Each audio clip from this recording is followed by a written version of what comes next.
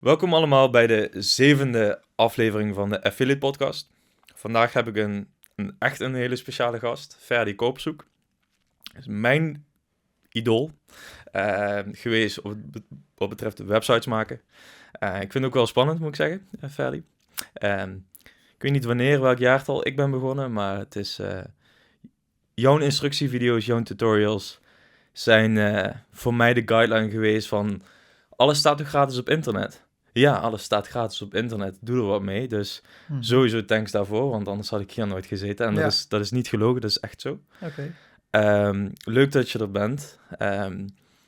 9 maanden geleden had jij, als het goed is, zo ongeveer je 1 miljoen subscribers op YouTube. Ja, klopt. Gefeliciteerd. Dankjewel. Dus ja, je weet heel veel over YouTube, affiliate marketing. Je bijt je continu vast in onderwerpen waar jij zelf iets over wilt weten. Daar maak je dan een tutorial van. Die geeft ontzettend veel waarde. En een van de beste quotes die ik jou heb horen zeggen: be the first or be the best. Yes. En die visie en die mindset die wil ik vandaag met je bespreken. Maar het grootste waar we over gaan hebben vandaag is YouTube en affiliate marketing. Hoe doe je het op de juiste manier? Dus dat is een beetje de intro. En ja, Ferdy, stel jezelf eens even voor de mensen die jou niet kennen. Ja, nou allereerst leuk om te horen dat je mijn video's, dat mijn video's hebben geïnspireerd. Ik zal mij voorstellen, ik ben Ferdy. Ik ben geboren in 1986, dus ik ben al 38 jaar. En ik ben getrouwd, heb 2 kinderen. We wonen in Maassluis. En heel mijn leven, of eigenlijk sinds 1999 was ik al bezig van hoe kan ik nou iets op het internet zetten dat blijvend is. Toen was het nog niet op het internet, maar was het op een CD-ROM. En dus er was echt al vanaf jongs af aan zoiets van hoe kan ik nou iets maken wat je kan dupliceren. Nou, dat heb ik dus uiteindelijk gevonden in YouTube-video's. Want ik zet hem 1 keer online. Ik werk er keihard aan, maar daarna staat het gewoon voor de komende jaren. En verder in het dagelijks leven maak ik dus YouTube-video's. Ik heb gewoon iemand bij ons thuis boven een kantoortje. Ook zoiets als dit met lampen en je eigen studio. Ja, mijn eigen studio. En daar werk ik ongeveer 4 dagen per week en soms in de avond. En dan maak ik YouTube-tutorials. Ik leer nieuwe dingen, die oefen ik. Of ik heb ze al geleerd en dan maak ik er tutorials over. Ja. Oké, ja, ik ken het dus allemaal. Ik heb goed voorbereid wie je bent, wat je doet. Ik ken je natuurlijk al een tijd. Wat ik wel interessant vond, is je zei net: ik was op zoek naar een methode om iets te dupliceren op internet. Nou, dat was eerst een CD-rommetje, maar wat was het eerste touchpoint met YouTube? Mijn eerste touchpoint met YouTube, mijn broer, we woonden allemaal nog thuis. En die zei, ik heb nou iets gevonden. Dat is een website, daar kan je video's uploaden. Nou, ik was vanaf moment 1 verkocht. Ook mensen weten het nog, ik werd er van de week nog aan herinnerd. Ik groet iemand en die zegt, Fer, weet je nog dat jij vroeger altijd bezig was met ik wil een viral video? En nu heb je het gewoon bereikt. Dus even te kijken thuis, je hebt meer dan 1 miljoen abonnees. Ik was er altijd mee bezig. Op verjaardagen, dan gebeurde iets geks. Oh, dit hadden we moeten filmen, we hadden een viral video. Dus, en voordat YouTuber was, had ik al passie voor filmen. Ja. Mijn broer, ja, die heeft veel invloed gehad op mijn leven. Die kwam thuis van het leger, die had heel veel geld verdiend. En die kocht zijn eerste digitale camera. En toen wij in 1993 op vakantie gingen, hadden mijn ouders al een camera. Zo'n enorme, grote, met videobanden erin. En mijn broer was dus in 2001, denk ik, de eerste thuis met een digitale. Ja. En toen heb ik Premiere 1.5 volgens mij gedownload. Okay. En gingen we aan de slag met video's opnemen en op de computer zetten. En teksten eroverheen en zielige muziekjes. Mensen helemaal dubbel laten liggen om de filmpjes die we maakten. Dus ik had al een passie voor het maken van filmpjes. Alleen, ik wist nooit hoe kan ik dit nou omzetten in iets wat ik in het dagelijks leven kan doen. En waar ik mijn geld mee kan verdienen. En dat is later gebeurd. Ik heb het uiteindelijk gevonden. Ja, oké. Dus eigenlijk de aanleiding om met YouTube te beginnen is een passie eigenlijk interesse. Interesse in digitaal filmen. Ja. Dit verhaal dat heb je al eerder verteld in een andere podcast die ik geluisterd, of die lezing die je hebt gegeven, dat heb je al kort verteld. Dat ben ik natuurlijk van op de hoogte, maar de kijkers niet. Nee. Dus leuk dat je het aanhaalt. En dat vind ik wel stoer, of gewoon vet dat je echt een passie hebt. En ik hoor in al je verhalen die je op internet vertelt, dat je het gewoon tot voor kort allemaal nog zelf deed. Dus ook het editen, daar heb je nu als het goed is je zusje voor. Ja. En dat je het voor kort echt allemaal zelf deed. En de video's allemaal zelf, de ideeën allemaal zelf, alles zelf als one man's army. En dat vind ik wel goed. er is natuurlijk wat van te zeggen als je keihard wil schalen. Maar aan de andere kant, je hebt ook gewoon meer dan 1 miljoen subscribers. Ja. 1,3. Ja. En dat is gewoon heel groot. Dus ik denk dat jij het... ik denk dat we heel veel van jou kunnen leren. Dus ik wil een situatie schetsen. Ja. Een affiliate marketeer, waarbij die ik heel veel spreek, die alleen een website hebben. En door alle bewegingen in de markt moet je op meerdere platforms actief zijn. Ja.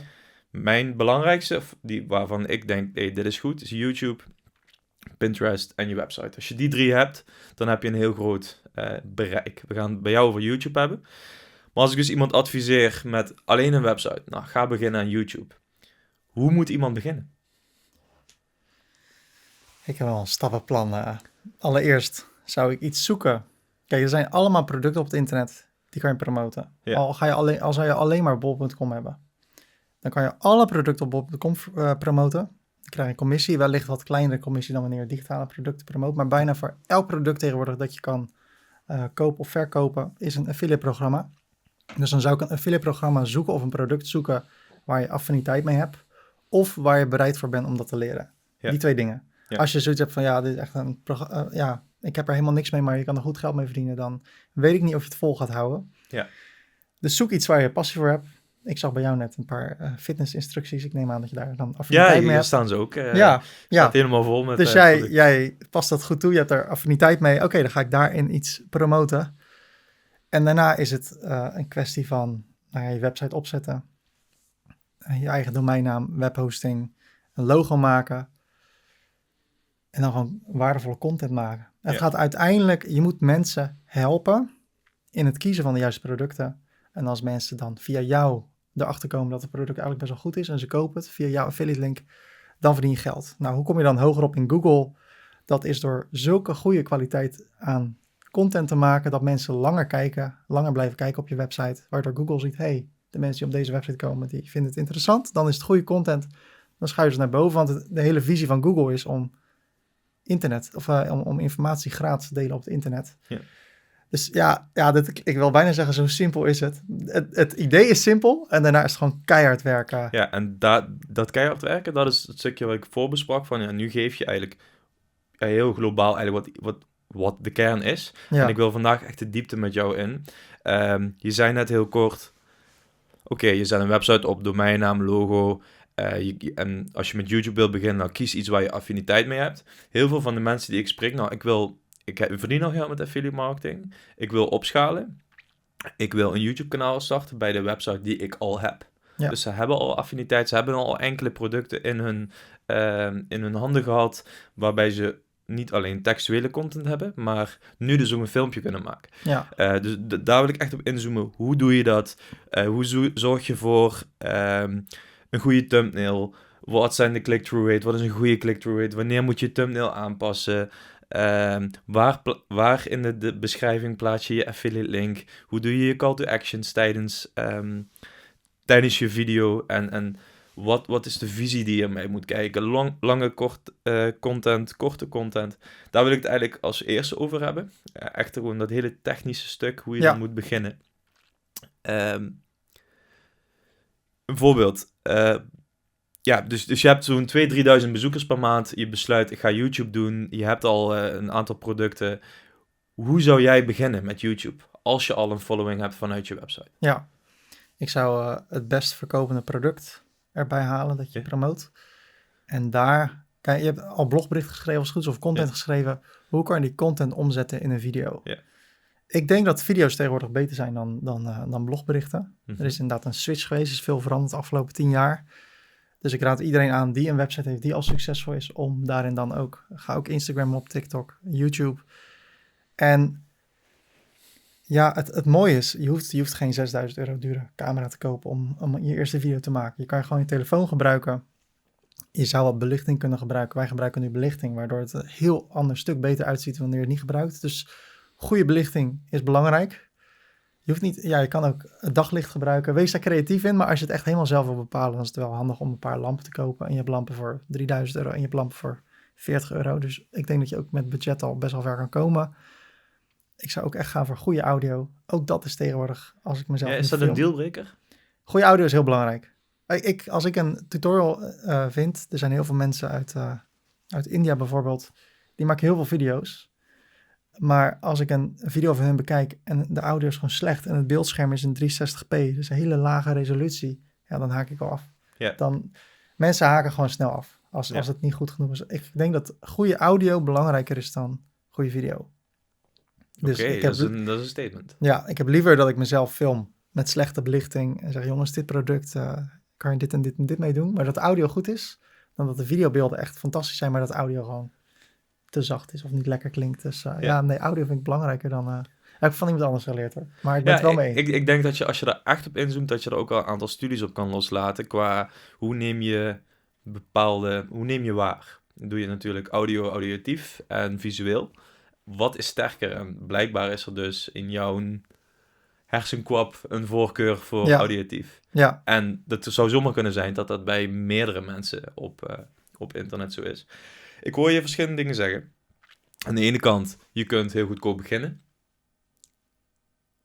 Met je eigen camera, de audio van of met je eigen telefoon bedoel ik, met de eigen audio van je telefoon. Aan de andere kant hoor ik je zeggen, investeer erin en ben je pionier in de zin van, be the first or be the best. En je wil gewoon de best mogelijke content. En daar hoort ook de best mogelijke camera, audio, belichting, editing. Ja. Als iemand dus in deze fase wil beginnen met YouTube, wat is dan beter? Ik denk dat ik het antwoord al weet. Is het dan, oké, ik ga eens kijken of YouTube wat voor mij is. Ik film het met mijn eigen camera, ik maak 10 video's. Of film met mijn eigen telefoon, ik maak 10 video's.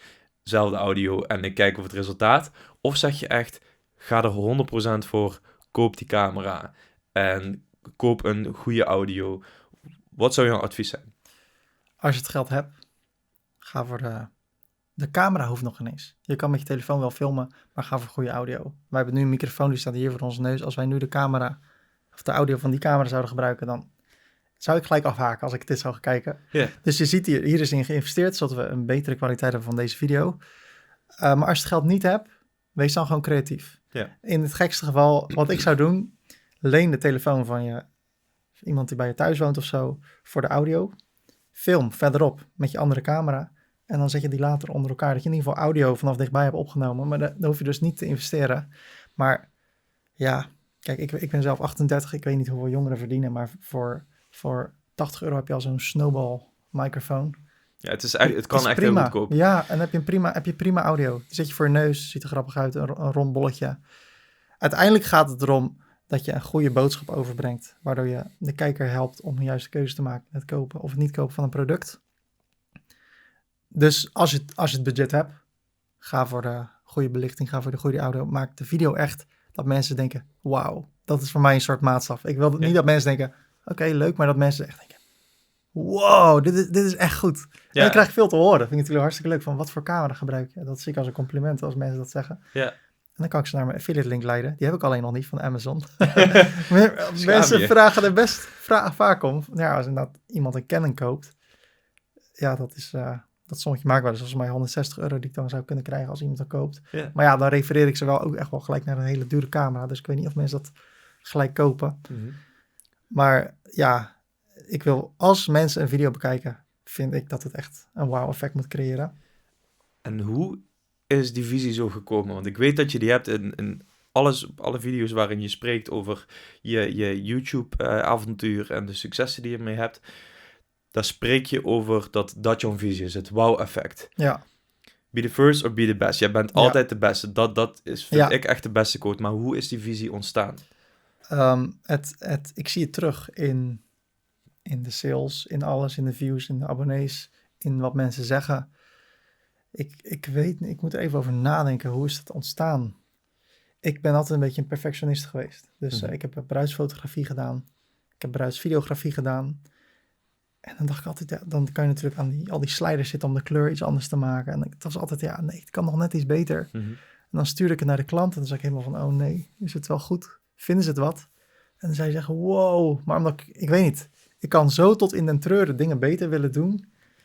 Waar het vandaan komt, ik weet het niet. Nee. Ik weet het niet. De reden waarom ik die vraag stel, is omdat ik ook een perfectionist ben. Wij maken supergoeie content, vind ik. Belichting supergoed. We gebruiken deze lichten ook. Camera heel goed. Audio hebben we laatst weer nog een extra upgrade in gedaan. En dat doet heel veel. Mhm. En als je die video's met elkaar vergelijkt, dat is echt bizar. Ja, We zijn alleen op een punt waar we dat... Hoe moet ik het zeggen? Beneden, het ziet er allemaal heel gelikt uit nu. Maar dat komt omdat ik heel recent de muren heb geverfd en Ja. een nieuw zwart gordijn heb opgehangen en alles perfect heb gemaakt. En eerst was ik zo van, nee, dit moet beter, dit moet goed. We hadden ook een sportproduct wat we buiten moesten doen. En ik stoorde me altijd eraan dat als we aan het filmen waren, dat er een auto langs reed. Of Ja. dat er in een sportpark, een buitensportparkje, dat er een kind aan het schreeuwen was op de achtergrond. Kwam gewoon niet professioneel over. Alleen aan de andere kant, nu hebben we laatst weer een shoot buiten gehad. En dan zie ik ook auto's op de achtergrond. Of het is niet helemaal perfect, de belichting is niet helemaal perfect. Dus ik vraag me af, aan de ene kant kan het heel goed werken. Zo van, wauw, dit is echt het beste. ja, Je hebt een tutorial gemaakt over Elementor van 10 uur.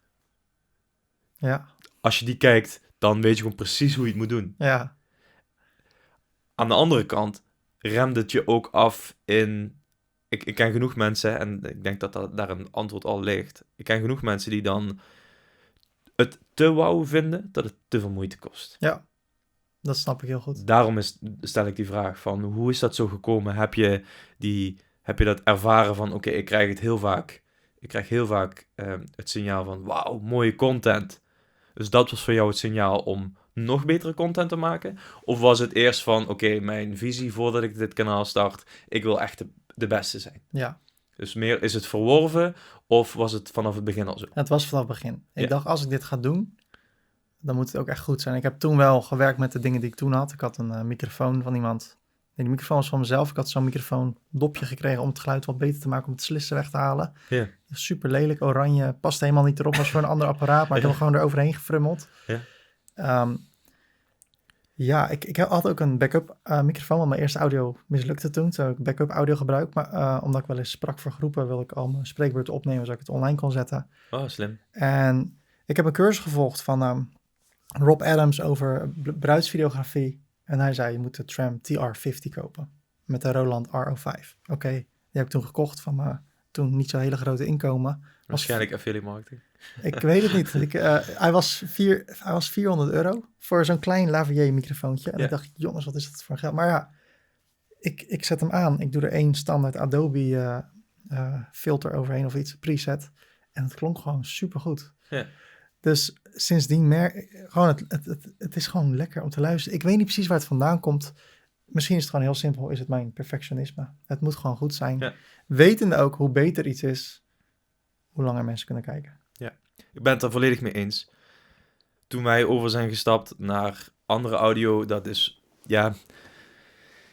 Je merkt het gewoon in je content. Het is zelf fijner om naar te kijken. Dus advies is gewoon, je begint dus met een YouTube-kanaal. Zorg dat die audio niet krakerig is. En dat Ja. doe je al met een redelijk goedkoop audiosetje. Ja, Dat. Ik zal in de links in de YouTube-video ook wel een aantal leuke dingen zetten. Ik heb wel een Amazon-linkje. heel goed. Gebruik ze maar. Nee, onzin. Heb ik niet. Maar ik kan wel degene refereren die wij gebruiken. Dus die zal ik erin zetten. En dan, je gaat je eerste video maken. Hoe doe je dat? Hoe begin je? Dit vraag je niet naar mijn eigen verhaal, maar hoe anderen dat Ja, eigenlijk wil ik jouw verhaal weten. Ik wil eigenlijk ook jouw verhaal weten. Want je zit 10 uur te filmen. Dat doe Ja. je niet op 1 dag. Nee. Je hebt net al gezegd, ik neem niet in één keer alles op. Want na 30 minuten wordt mijn camera warm. Ja. Ik neem niet altijd mijn audio op. Dat heb ik het echt over. Sorry, ik bedoel de video. De video doe ik achteraf pas. Dus als ik mijn computerscherm opneem, dan neem ik niet de video op. Dan kan ik wel zo lang doorgaan als ik wil. Alleen doe ik vaak in stukjes van 20 minuten. Per nieuw stukje in de video zet ik hem op stop. Soms nog even wat voorbereiden voor het nieuwe stukje. Dat doe ik nu wel anders dan eerst. Mijn eerste video heb ik in één opname gemaakt. 4 uur lang. Eigenlijk beter, want dat heb ik gewoon in 1 avondje gedaan. Alleen het is toch makkelijker om even pauze te nemen, even tot rust te komen. Ik ging ook niet naar de wc volgens mij. Het was echt gewoon gaan. Ja. Ja, eigenlijk is dat wel beter, want dat is veel, veel productiever. Alleen Hoe doe je dat nu dan? Nu doe ik het in stukjes. Ja. Dus ik maak een website, gewoon een website. Hoe maak je een website? Nou, we hebben webhosting aangeschaft. Dan gaan we de website opschonen. Nou, dan doe ik dat stukje opschonen. Oké, nu is het opgeschoond. Ik zet de opname op stop. Oké, nu ga ik dit doen. Nou, we gaan nu een logo maken. Logo gemaakt. Dan zet ik hem weer op stop. Ik doe het niet meer helemaal in één keer. Audio en video in 1 keer? Nee, video doe ik dus niet. Ik neem geen video op tijdens het opnemen van mijn tutorials. Oké. Alleen achteraf. Dus ik neem eerst alle stukjes van de tutorial op. Dat doe ik ook trouwens omdat hij er dus uit kan knallen. Dus stel dat de stroom uitvalt of iets. Heel soms, ik gebruik ScreenFlow om mijn computerscherm op te nemen. Heel soms zegt hij het is mislukt. Ja, dan heb ik liever dat er 20 minuten is mislukt. Dan dat er 2 uur is mislukt. Dus Ja, dat is ook een reden dat ik het in stukjes knip. Maar de reden dat je eerst audio doet en daarna de video, die snap ik nog niet helemaal. Nee, ik heb het verkeerd uitgelegd. Ik neem mijn computerscherm op en de audio tegelijk. Ah, oké. Ja. Ja. Daarover, mijn allereerste tutorial was over Cinema 4D. Dat is een 3D-programma. Daar heb ik wel eerst de audio gedaan. Of eerst de video en daarna de audio. Gewoon voorgelezen en toen onder elkaar gezet. Enorm veel werk. Maar ja, Engels was niet mijn eerste taal. Dus ik kon het niet tegelijk. Dus heb ik echt moeten leren om tegelijkertijd mijn beeldscherm dingen aan te passen en te praten. Maar ja, dat moest ik gewoon leren. Dus mijn allereerste video was gewoon eerst opnemen, het allemaal doen en daarna de tekst uitschrijven. Dus ik kom van ver. Maar als je ervoor gaat, dan geloof ik dat je, net zoals met gitaar spelen. Eerst is het echt alleen slaan, dan is het een akkoordje. En op een gegeven moment kan je gewoon alles en erbij zingen, alles door elkaar. Dus hoe meer je het oefent, hoe beter je erin wordt. Ja, ik denk dat het wel een leuk bruggetje is. Ik begeleid nu iemand als coach met zijn eigen website over gitaren. Nu je dit aanhaalt, ik heb hem ook op YouTube laten beginnen. Mm-hmm. En dus de eerste video's die hij opnam, was echt best wel onzeker. Ja. Heel veel wegkijken. Hij kijkt alle afleveringen, dus hij weet dat ik hem over hem heb. En die feedback heb ik hem gegeven van, gaat het veranderen, knipt het eruit. En het wordt steeds leuker voor hem en het wordt ook steeds makkelijker. Alleen, hij heeft nu 7, 8 video's opgenomen en dat is nog steeds wel een beetje zo. Het is nog steeds onzeker, maar op een gegeven moment leer je gewoon beter praten voor een camera. Dus ik denk als mensen beginnen met YouTube en affiliate marketing willen gaan doen, goede audio en gewoon spreken. Ja. Leren spreken. Ja, gewoon gaan. Heb je daar nog tips voor, over hoe je dan beter leert spreken? Doe je ook dingen achter de camera die wij niet zien, om beter je stem te trainen? Nou, ik ben wel iemand die graag zingt. Gewoon als ik gewoon lekker door het huis loop en zo, van de auto. Dat heb ik al van de jongens aan meegekregen. We zongen ook met het gezin altijd liedjes met de piano. Dus ik heb wel eens gezongen op een conferentie. En had je allemaal van die professionele zangers en zangeressen. En die hadden halverwege de week keelpijn. Ze hadden allemaal gekke dingen te doen met hun mond om hun keel te oefenen. Yeah. En ik fladderde er soort gewoon doorheen. Ik ben geen professionele zanger, helemaal niet. Nee. Maar misschien omdat ik dus vanaf jongs af aan daarmee bezig was. Ook net, ik heb een stukje van The Greatest Showman geluisterd op weg hier naartoe. Yeah. Ook om een beetje in de mood te komen. Ik had er al heel veel zin in, maar ik vind het superleuk om hier te zijn. Maar dan kan ik denken, oh nee, ik moet mijn stem sparen, want straks ga ik helemaal zingen, word ik schoor. Yeah. Nee, dat kan gewoon. Dus ik weet niet, misschien dat mijn stem altijd daardoor een beetje al warm is als ik ga beginnen. Wat ik wel doe, voordat ik de opname maak, kijk ik wel eens een stukje van The Office. Dat is een serie die ik heel erg leuk vind. Okay. Of bepaalde stukjes uit grappige films. Of een stukje Friends. Om even weer, oh ja, wat leuk, humor. Oké, leuk, even gekeken, nu ga ik opnemen. Hallo, mijn naam is Ferdy. Dan word ik toch wat losser als ik gewoon wat leuke video's bekijk. Yeah. Dus, er is één liedje van Terry Swims, een cover, You're Still the One. Een liefdesliedje, dan denk ik even aan mijn vrouw. En als ik dat luister... Dat was jullie trouwliedje? Nee, maar het is het liedje vind ik heel mooi. You're Still the One. Het liedje gaat erover. Waar gaan we ineens naartoe met deze podcast? Waar gaan we naartoe? Nou, dat liedje gaat erover. Sommigen zeiden van, jullie gaan het nooit maken, maar we zijn nog steeds. Ik ben nou bijna 9 jaar getrouwd. En het liedje doet dus iets goed met mij als ik dat zing of luister. Dan denk ik, oh, wat ben ik blij met mijn huwelijk, met mijn gezin. Maar het maakt me ook gewoon blij. Waardoor als ik daarna ga opnemen, dat het beter is. Stel dat ik net een bericht had gekregen dat mijn vader in het ziekenhuis is beland. Ja, dan zou het best kunnen zijn dat ik hier wat ingetogener zit. Van je kan een video maken. En nu ben ik gewoon blij. Ik heb The Greatest Showman geluisterd. Dus zorg ervoor dat je blij bent als je opneemt. Ja. Zorg ook voor dat je, als het kan, als je praat, ik ga het nu doen, probeer te lachen als je praat. Dat doet ook iets met de kijker. Ik ga dat nu niet 2 uur doen, want dan is het niet goed voor je kaken. En verder is mijn beste advies, ga het gewoon heel veel doen. Practice makes perfect. En hoe meer het doet, mijn zoontje leert nu schrijven. En een aanvulling, perfect practice makes perfect. Op de perfecte manier oefenen. Ja. En dat is door het te doen of zo? Nou, ik vond het wel leuk. Iemand in de scene waar ik in zit, van Calisthenics, die zei dat toen. Die van niet practice makes perfect, maar perfect practice makes perfect. En uit de studie, ik ben fysiotherapeut ook, daar hebben we ook heel veel studies gelezen.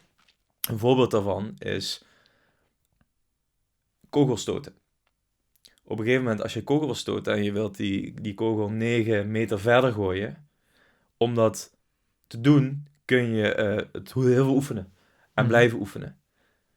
Alleen als je eerst bijvoorbeeld een koprol maakt en daarna die kogel gooit, dat is perfect practice. Dat is iets extra's toevoegen, het moeilijker maken voor jezelf, waardoor je de dingen die minder goed gaan, kunt perfectioneren. Dat bedoel ik met perfect practice makes perfect. En hoe dat in de praktijk gebracht kan worden met het onderwerp waar we het nu over hebben, weet ik niet zo goed. Een koprol maken voordat je gaat opnemen. Ja, bijvoorbeeld. Nee, maar probeer gewoon eens iets harder te gaan praten als je iets opneemt, zoals ik nu doe. Ja. Of gewoon te spelen met je stem. Dat zou bijvoorbeeld kunnen. Een vriend van mij, Robin Keulen, die is coach, personal trainer. En die heeft mij een zo belangrijke oefening geleerd om blij te worden. Ik ga mijn notities erbij pakken. Ga naar buiten. Ja. Ga in de zon staan, of in ieder geval in het licht.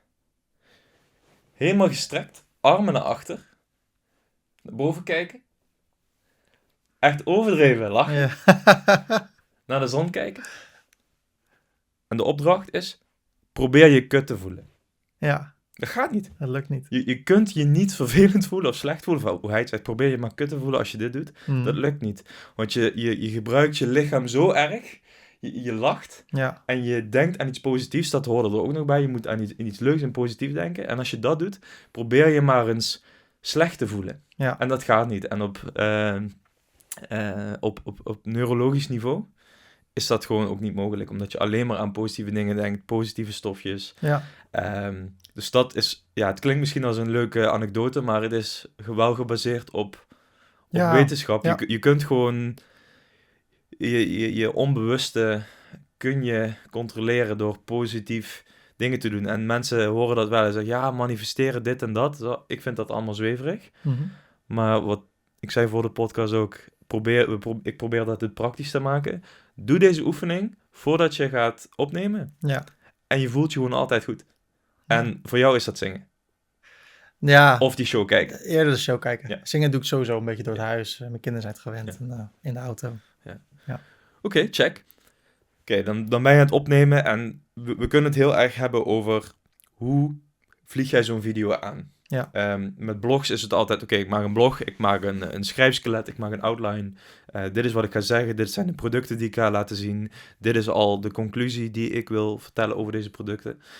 Hoe doe jij dat in jouw video's? Ja. Hoe plan jij je video? Dat is een beetje het onderwerp. Ja, ik ga het doen alsof ik nu een nieuwe video ga maken. Dan ga ik je vertellen wat ik ga doen. Ja, maar wat zijn de precieze stappen? Ja. Ik heb laatst een tool gezien, Leonardo.ai. Was een man, die was op Instagram. Heb ik het ook over gehad in die video die ik je gestuurd heb. Binnen no time had hij 200.000 volgers. Omdat hij een script of een prompt gaf aan die tool, Leonardo.ai. En dan kwam er gewoon een prachtige afbeelding. En daar kon hij ook nog een video van maken. En dat werd miljoenen keren bekeken. Dus ik dacht, hoe gaaf zou het zijn als ik dit ik wil dan wel binnen WordPress houden, binnen websites maken. Hoe kan ik het nou zo brengen dat mensen kunnen leren om fantastische afbeeldingen voor een website te kunnen maken met AI? Dus wat ik zou doen als ik nu een tutorial zou gaan maken over Leonardo.ai. Het eerste wat ik heb gedaan is, hier is vraag naar. Heel veel mensen in de comments vroegen, hoe doe je dit? Ik dacht, mensen willen dit dus leren. Dus als ik meer subscribers wil, meer views. Nou, alles wat AI is op YouTube, dat is veranderd in goud. Ja, mijn laatste video had echt superveel views. Ik was gelijk op nummer 1 van de laatste 10 video's. In de eerste uren hoeveel views je dan krijgt. Gelijk op nummer 1. AI is gewoon iets waar mensen in geïnteresseerd zijn. Dus dat doe ik eerst. Is er überhaupt interesse in deze video? Daarna ga ik gewoon eens die tool proberen. Dus ik heb hem gekocht, een beetje rondgespeeld. Toen ben ik een andere tutorial gaan volgen. Daar wil ik in de WordPress-wereld voorzichtig mee zijn. Ik wil niet te veel andere mensen, mijn concurrenten, hun tutorials volgen, want dat voelt soort... Ik wil het wel echt helemaal mijn eigen stijl laten zijn. Ik heb gezien dat anderen het ook bij mij doen. Aan kleine dingetjes. Ik laat wel eens kleine Easter eggs achter. En dan zie ik dat die het ook gebruikt. Dan denk ik, ja, zie je, want dan doe ik iets wat niet helemaal hoort. En dan zie ik dat die anderen het ook zo gaan doen, denk ik. Kun je daar een kort voorbeeld van doen? Ja, er is een SKU-nummer. Dat kan een nummer zijn dat je zelf verzint als je een eigen product verkoopt. Ja. Maar als ik een Nike hoodie verkoop, dan heeft dat gewoon een SKU-nummer, een soort artikelnummer. Ja. En als die dan uitverkocht is, dan kopieer ik liever het officiële SKU-nummer, dat als mensen op dat nummer zoeken, dat mijn product ook in beeld kan komen in de zoekresultaten. Ja. En als ik geen SKU-nummer heb, omdat ik mijn eigen product maak, dan noem ik het altijd 0001. Ja. 4 nullen en een 1. Ja. En dan heb ik bij 2 andere tutorials ook dat 00001 gezien. Dan denk ik, en wat andere dingen. Ik heb een keer 5 blogberichten moeten aanpassen. Allemaal moeten voorzien van een afbeelding. Dan kan je 1 voor 1 ze openen. Afbeelding toevoegen, sluiten, volgende. Dan zeg je, oké, command, klik, klik, klik, klik, klik. Control, tab, klik, control, tab, klik, klik, klik, klik, klik. En precies heeft iemand anders dat ook nagedaan. Oh, dus je kunt gewoon echt aan die video's van je concurrenten zien van... Die hebben mijn video's bekeken Ja. en die doen het ook zo, ja. Oké. En Oké. het is dan wel irritant en frustrerend als je dan ziet dat die video meer views heeft. Ja, Dan denk ik, dan doe ik toch iets niet goed misschien. Maar dat is een ander onderwerp. Om gewoon dus dankbaar te zijn. ja, zeker een ander onderwerp, maar wel heel belangrijk. Ik heb weer een mooie deal voor je. In een eerdere aflevering van de podcast heb je geleerd dat een reeds geregistreerde domeinnaam een goede keuze kan zijn. Bij vinduwdomeinnaam.nl heb je meer dan 2000 domeinnamen die al eerder geregistreerd zijn, die je kan kiezen voor een nieuw project. Varieert van premium domeinnamen die echt wel richting de 2.000-3.000 euro gaan, maar ze hebben ook een koopjeskelder. Deze koopjeskelder domeinnamen die starten vanaf 99 euro. En de deal is heel simpel. Als je in de beschrijving van de domeinnaam, als je hem wilt gaan kopen, vermeldt Affiliate Podcast, dat is de kortingscode, dan krijg je 50 euro korting. Dus ga je een nieuw project starten of heb je een nieuwe domeinnaam nodig, kijk eens op vinduwdomeinnaam.nl en gebruik de code. Ja. Je doet dus eerst, ontvang je vanuit je subscribers of vanuit de markt, die ziet een bepaalde beweging. Nou, tof onderwerp, ik ga er onderzoek in doen. Ja. Ik ga die tool kopen of het product zelf testen. Ja. Jij doet vooral digitale producten natuurlijk. Je koopt die tool, je gaat ermee aan de slag, je gaat testen. Nu voor de WordPress community wil je dit dan doen. En dan, wat is je volgende stap? Ja, ik test het door 3 dingen. Dat is door het te proberen, door de documentatie van de tool zelf te bekijken. Dat is soms echt, tegenwoordig is het echt fantastisch. Ik kan gewoon letterlijk zien, oké, ik heb nu geïnstalleerd. Dit zijn de dingen die ik kan doen. Dus dan ga ik gewoon op mijn linkerscherm langs alle documentatie. En op mijn rechterscherm ga ik het uitproberen.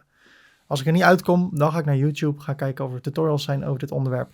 En dan denk ik dus wel, ik ben niet meer de eerste, maar dan wil ik dus de beste zijn.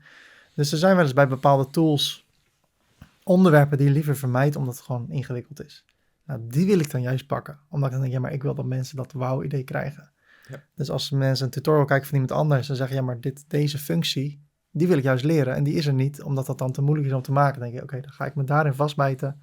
En dat is dan vaak gewoon proberen. Zodat mensen... Mijn doel zou zijn een tutorial die mensen helpt om echt fantastische afbeeldingen te maken. Maar ook te zien welke features er allemaal zijn binnen Leonardo.ai. Dus als ik het samenvat, onderzoek doen of er vraag naar is. Daarna leren werken met de tool door documentatie, andere video's op het internet en door te proberen. Daarna ga ik het oefenen. Dus hetgene wat ik eigenlijk wil maken, maak ik eerst op mijn laptop. Dus ik heb die 2 naast elkaar, dan oefen ik op mijn laptop. En als ik denk, ja, ik heb nou heel de tutorial uitgevoerd, nog niet opgenomen. Dan zit het wat meer in mijn systeem, in mijn hoofd. Mm-hmm. Dan ga ik het in het echt opnemen. Het is bizar hoeveel verschil daarin zit. Mijn zus is tegenwoordig mijn editor. En ik heb laatst gevraagd, hey Pauline, heb je wat verschil gemerkt in de laatste video ten opzichte van die daarvoor? Ja, deze is echt veel gestroomlijnder, veel beter. Hoe kan dat? Ik zeg, nou, ik heb nu echt heel de tutorial geoefend voordat ik hem heb gedaan. Ja. Want er is niks leukers, vind ik, dan een video online zetten. En je krijgt de eerste views en de eerste comments. En het gevaar is dat je dan niet de extra tijd gaat nemen om hem nog even te bewerken en goed voor te bereiden. Maar ik heb geleerd, als ik voorbereid, dan scheelt het mij waarschijnlijk meer. Dan ben ik voordeliger uit in het in betere opnames, waardoor er ook kortere tijd is voor de bewerking, waardoor ik hem nog sneller online kan zetten, dan wanneer ik denk, oké, Leonardo AI, oké, een paar dingen gecheckt, oké, ik denk dat het wel gaat lukken, ik ga het gewoon proberen. En dan tijdens de opname loop ik tegen allemaal dingen aan, zet ik me even op pauze, de opname ga ik weer. Dus goede voorbereiding, dat is echt belangrijk. Ja, dus er zit niet alleen maar in, als die over dit voorbeeld is dat natuurlijk, ja, heb je die video trouwens al gemaakt voordat ik mijn vraag ga stellen? AI? Die AI? Die van Leonardo? Nee, ik ben begonnen, maar ik heb hem niet afgemaakt. Oké, check. Dus het is niet alleen maar de video opnemen wat veel tijd kost. Het is ook echt die voorbereiding. Alleen goede voorbereiding is het halve werk, want je krijgt daarna vragen van de mensen die de video kijken. Dus dan moet je ook goed antwoord kunnen geven. Ja. Ook het editingproces gaat sneller. Mensen zijn er sneller blij mee. Dus je neemt veel meer tijd om een stukje content te maken, wat je op lange termijn of daarna in de productie, postproductie, dus minder tijd kost. Wat dus weer een win is. Ja, absoluut. Oké, check. Ja. En dan moet ik zeggen, om mijn eigen, wat ik nu allemaal heb gezegd, weer gelijk te ontkrachten. Ik heb laatst een video opgenomen die ik dus wel een soort live heb opgenomen. Ja. Ik heb gezegd, jongens, ik ga iets proberen. Ik ga proberen om met AI en met ChatGPT dus, en dan met een tool, WordPress tool, genaamd Code Snippets, om een functie te creëren die nog niet bestaat in de plugin. Of die bestaat wel in een plugin, maar ik ga gewoon kijken. Ik ga tegen ChatGPT zeggen, ik wil in WordPress dit en dit en dit doen. Schrijf maar een code voor me uit. En dan is er de plugin Code Snippets waar je het in kan plakken. Ik had het nog niet geoefend. Ik heb gezegd, lieve mensen in het Engels, in deze video ga ik het een keer anders doen. Ik ga hem niet bewerken, deze video. Gewoon live, gaan jullie meekijken. Ik ga proberen iets voor elkaar te krijgen. En dat is heel goed gevallen bij mijn audience. Ja. Okay. Ik dacht, fantastisch. Hoef ik dus niet meer te bewerken. Ik heb wel de zooms een beetje bewerkt. En, ja, je moet je video dynamisch houden natuurlijk. Ja, maar ik heb niks eruit geknipt qua pauzes. Normaal doe ik dat wel. En er zijn heel veel pauzes die ik maak. Maar ik heb die video in 2 uur gemaakt. En ik ga niet alle bedragen noemen, maar dit vind ik wel leuk. Ik heb dus die video's nu 1 dag online. En ik heb er $50 mee verdiend in ad revenue. Ja, dat vind ik wel heel leuk. Denk ik ben 1,5 uur denk ik bezig geweest. Volgens mij, ik moet even checken hoor. Misschien, laten we zeggen 2,5 uur. Dan zit ik echt wel veilig. Ik heb hem eergisteren 's middags gemaakt. En dan heb ik gewoon al een video online staan. Dus in 2,5 uur heb ik nu al $50 verdiend. Maar dus alleen maar de eerste dag. Deze video gaat de komende jaren gaat hij zijn werk doen. Dat blijft echt niet op $50 per dag zitten. Maar dat vind ik gewoon even toch een leuk zijspoor. Je kan dus, als je het gewoon live doet. Mensen vonden me meer authentiek. Normaal is het echt perfect, mijn video. Als ik hoest, natuurlijk hou ik dat eruit. Allemaal andere dingen. Maar nu dacht ik, dit is gewoon wie ik ben. Als een website wat langer duurt om te laden. Dus dat kan ook. Dat je het gewoon live doet en dat je dan laat zien dat je een mens bent. Van, oh, het is nu even niet gelukt. De prompt is niet helemaal lekker. Oké, ik ga hem even aanpassen. Hey, ChatGPT, kan je dit en dit en dit nog aanpassen? In plaats van in 1 keer het perfecte prompt schrijven. Waardoor mensen denken, oké, verder lukt alles in 1 keer. Dus daar ben ik ook wel een beetje mee aan het spelen. En wat vind je beter? Oh, sorry, ga verder.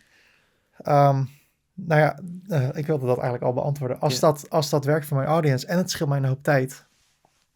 Wat ik wel eens mis bij mezelf is een stukje persoonlijkheid. Ik vind mezelf best wel een grappig persoon. Ik denk dat ik ook spontaan ben. En alleen in mijn perfecte video's komt dat niet echt aan bod. Ik kan zo beginnen. Hi, my name is Ferdy. In this tutorial we're going to do this and this and this. Of ik kan zeggen, hey guys, nice that you're here. You know, in this video we're going to create a website. Maybe you've never created... Dat is anders dan wanneer ik heel staccato zeg, we gaan in deze video dit en dit en dit doen. Dus ik probeer wat meer alsof ze over mijn schouder meekijken. Ja. En dat heb ik wel eens bij een ander YouTube-kanaal gezien. Die jongen begon gewoon te kletsen in plaats van in 3 seconden zeggen, hier gaat mijn video over, laten we beginnen. Zei hij, weet je, laatst was ik hier en hier. En toen dacht ik, hey, kan ik dat ook op de computer maken? En die heeft heel veel abonnees. Dus ik dacht, hey, misschien moet ik wat meer van mezelf gaan laten zien.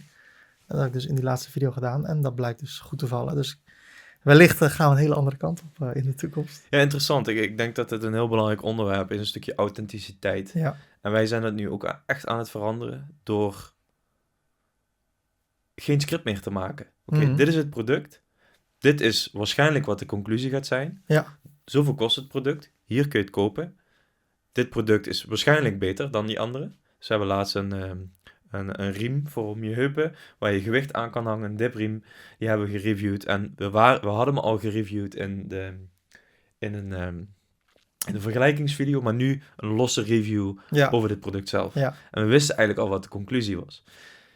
En die video is gisteren of eergisteren geschoten.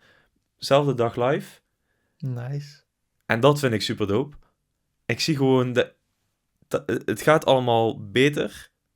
Het enige punt wat dus juist, waar we het juist nu over hebben, is dat ik gewoon onze vriend Jelle zie, die in de video staat. Die zie ik nu. En eerst was het heel erg, ik typte alle scripts uit, ik zei wat hij moest zeggen, en hij ging daardoor presenteren en hij ging heel vaak naar voren leunen. Ja. Zo van, ik moet dit spreken en duidelijk articuleren, het moet allemaal goed overkomen. En ik zie bij Jorik een stuk meer ontspanning, bij mezelf heb ik meer ontspanning, en bij Jelle zie ik super veel ontspanning. En ik zie nu iemand op de camera die ook af en toe een grapje maakt. En dat vind ik leuk. En ik heb dat al een keer eerder gezegd in de aflevering. Dan wordt er een conclusie gezegd. En Jorik had zijn hond een keer meegenomen. En die stond zo naar Jelle te kijken. En op een gegeven moment was het zo... we hadden een conclusie. En toen was dat echt een perfecte take. Jelle wist precies wat hij moest zeggen. Ja. En dat was oké. We werden... Jorik en Jelle werden er een beetje stil van. En toen keek die hond hem zo aan. En Jelle zegt zo... Hola. Zo in het Spaans. Hoi. En dat hebben we in die video gelaten. Ja, omdat het gewoon echt een leuk moment was. En sinds dat moment zijn we wat meer aan het echt freestylen. En het kost mij minder tijd om het script te maken. Ja. Dat kan ik andere dingen doen. Zij kunnen echt een authentieke, op het moment zelf een test doen. Hoe is het product? Is het product echt goed? En dat is alleen maar beter voor het vertrouwen uit de video. Ja. En niet omdat we per se een product willen pushen. Juist om een eerlijke mening te geven. Is het product echt goed? We gaan het gewoon testen. Dit werkt eigenlijk niet. Misschien moeten we het even op die manier doen. Dus het kan wat meer freestylend een video schieten. Dat heeft voor ons ervoor in ieder geval gezorgd dat we heel veel meer rust hebben gekregen. Ja. En dus ook minder tijd en geld kost om zo'n video voor te bereiden. Ja, als je hem dezelfde dag al online kan zetten. Fantastisch. Ja, het zijn allemaal kortere, kleinere producten. Ja. Echt fysieke producten. En daar zie je ringen liggen. Ja, een ring, een turnring. Ja, een ring is een ring. Ja. Weet je, daar kun je geen 2 euro voor praten. Nee. Weet je? Dus dat is het wel het verschil tussen onze niches. Ja. Wij hebben ook een digitaal product, of fitness apps. Ja, daar praat je dan 20 minuten over. Maar dan na 20 minuten is het ook gewoon meteen duidelijk. Ja. Dus ik denk dat wel een belangrijk verschil is, maar die authenticiteit, heel belangrijk. Ja. Dus vet dat jij dat ook zo ervaart.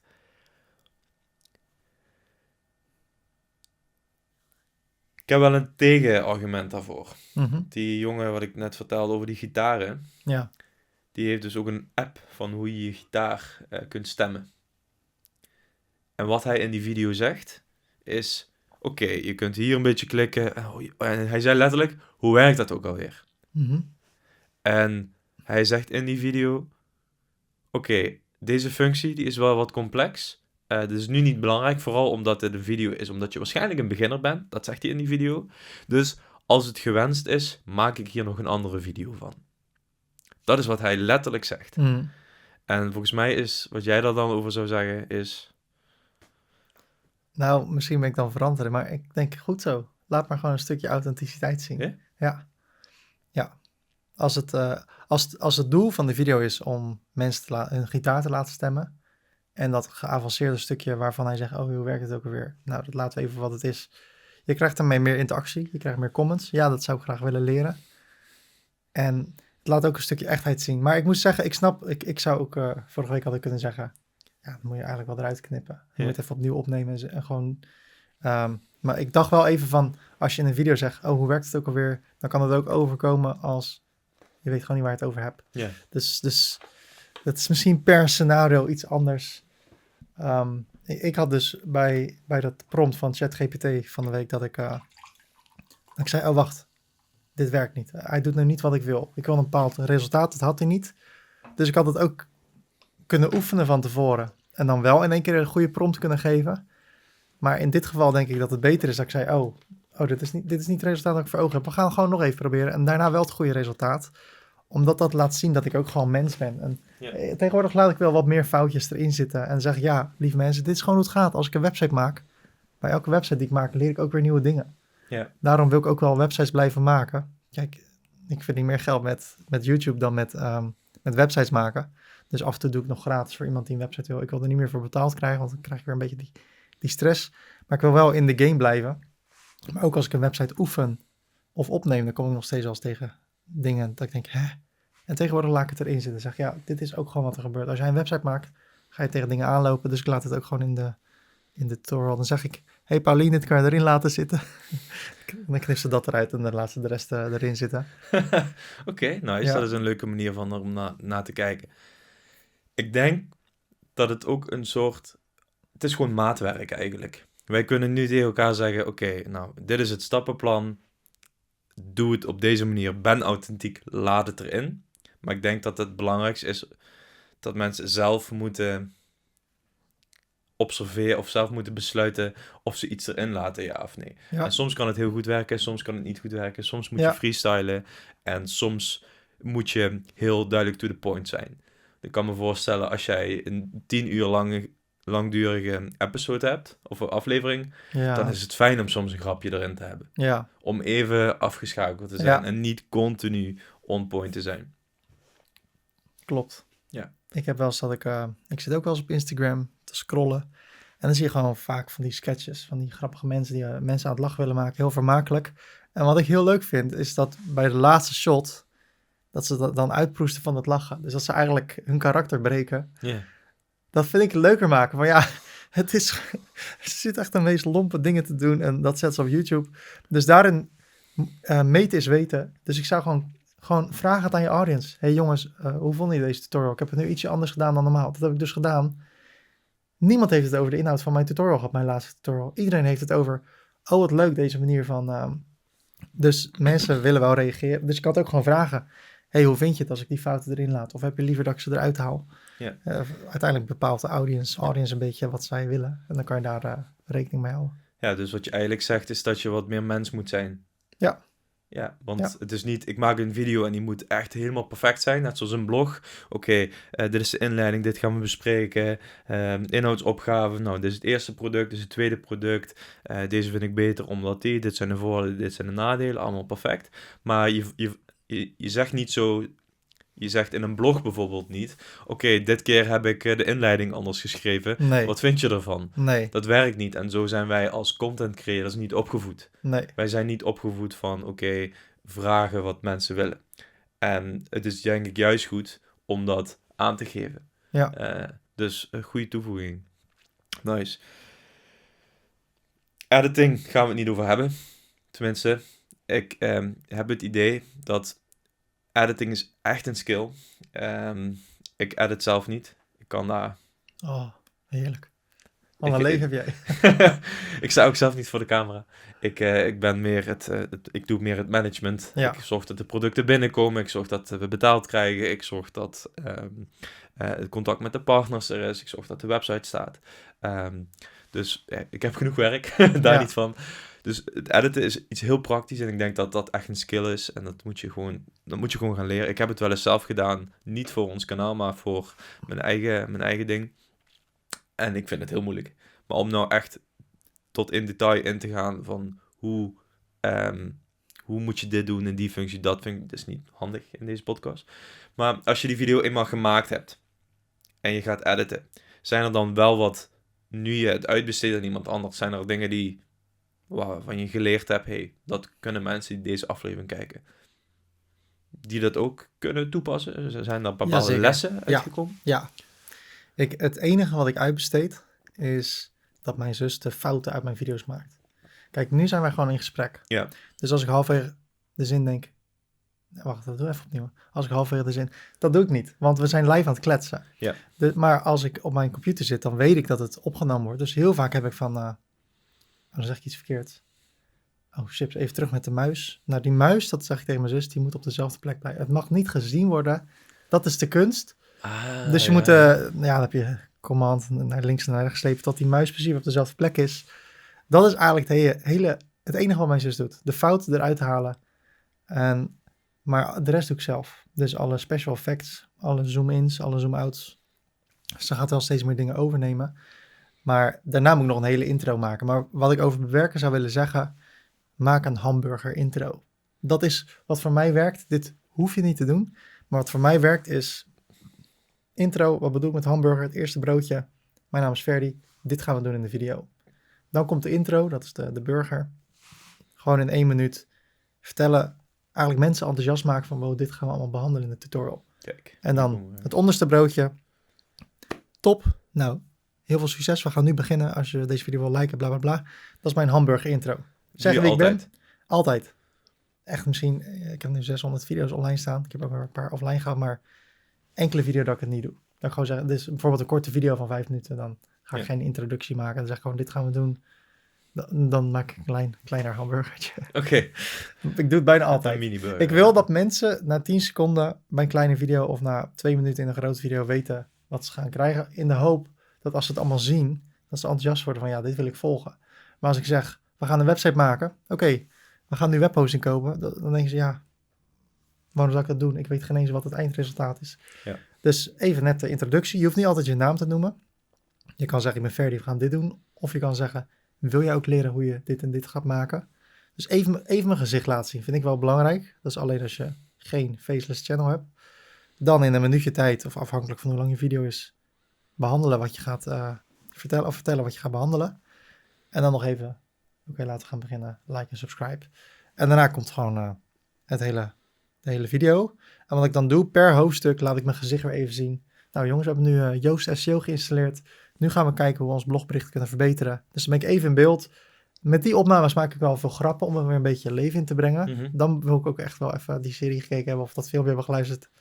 Of zo'n mooi liedje om weer even in de mood te zijn. Ja. En met die, ik noem ze altijd de R6-opnames. Dat is dan dat ik met mijn camera, mijn Canon R6 alles op ga nemen. Dan is ik altijd een beetje jolig te doen. Omdat het, als een video 4 uur is, hoor je af en toe weer even... Hey jongens, zijn jullie nog? Vind je het nog leuk? Nou, like deze video even. En dan zeg ik iets soms. Dan zeg ik, moet ik dit nou uitknippen of niet? Dus, maar eigenlijk in de notendop is het... Ik neem het in 20 delen op. Dat zet ik allemaal achter elkaar. Dat bewerk ik. Af en toe wat inzoomen op het scherm. Anders zitten mensen op hun telefoon echt van... Waar zit hij nou te klikken? En dan tussen elk hoofdstukje, elke module, elk nieuw onderwerp... even mijn gezicht laten zien. Jongens, we gaan nu dit en dit en dit doen. Ja. En dan de intro. En de intro is echt een dagwerk. Dat is echt irritant. Dit is een heel belangrijk onderwerp, denk ik. Daar zijn wij ook mee aan het spelen. En in de eerste was het van... wat wij deden. Hey, ik ben Jelle en dit is de naam van het kanaal. We gaan vandaag dit doen. We gaan dit product reviewen. Let's get into it. Mhm. Dat was onze introductie. En we zijn nog niet bij de sweet spot. Dus misschien als we dadelijk nog de podcast nabespreken, dat je eens een van die intro's kan kijken wat je ervan vindt. En dadelijk die verschillen zien. Alleen, hoe zou je dat doen bij fysieke producten? Want uiteindelijk is het gewoon heel logisch. Je hebt een optrekstang, deze gitaar, Ja.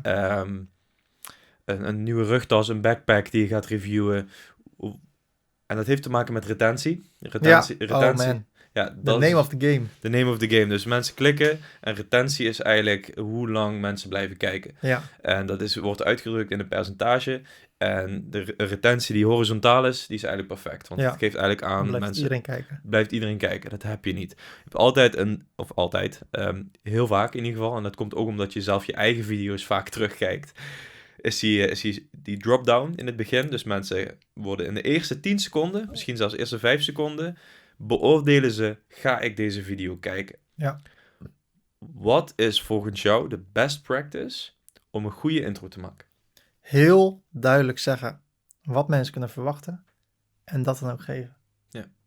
Volgens mij is het. Dat is het. Ja. Als ik zeg, ik ga je leren hoe je €1000 per maand kan verdienen. En ik ga daarna heel lang praten over... mijn tante dit. En laatst was ik hier. Ja, was echt leuk. En ik heb heel veel geld. En ik koop een Porsche. En ik ga allemaal leuke dingen doen. Ik ga heel vaak op vakantie. Trouwens, als je echt meer wil leren, koop dan mijn cursus. Weet ik. Ja, als ik gewoon niet geef waar ze om vragen, Ja. dan zijn ze weg. Ja, dus Dus- eigenlijk gewoon heel simpel. Ja, de hamburger van Ferdy. Ik ben Ferdy. Ik ga een review maken over Elementor. Dat gaat 10 uur duren. Ik heb onder in de beschrijving waarom timecode is. Wil je daar naartoe gaan, dan kan dat. Dat is voor jou makkelijker te maken. Ja. En ja, wil je meer van dit soort video's, subscribe. En dan ga je eigenlijk die 10-urige video, die ga je maken stuk voor stuk. En dan weten mensen wat ze kunnen verwachten. Ja. Ja. En in het geval van een fysiek product, stel dat ik een gitaar ga testen, of 2 gitaren.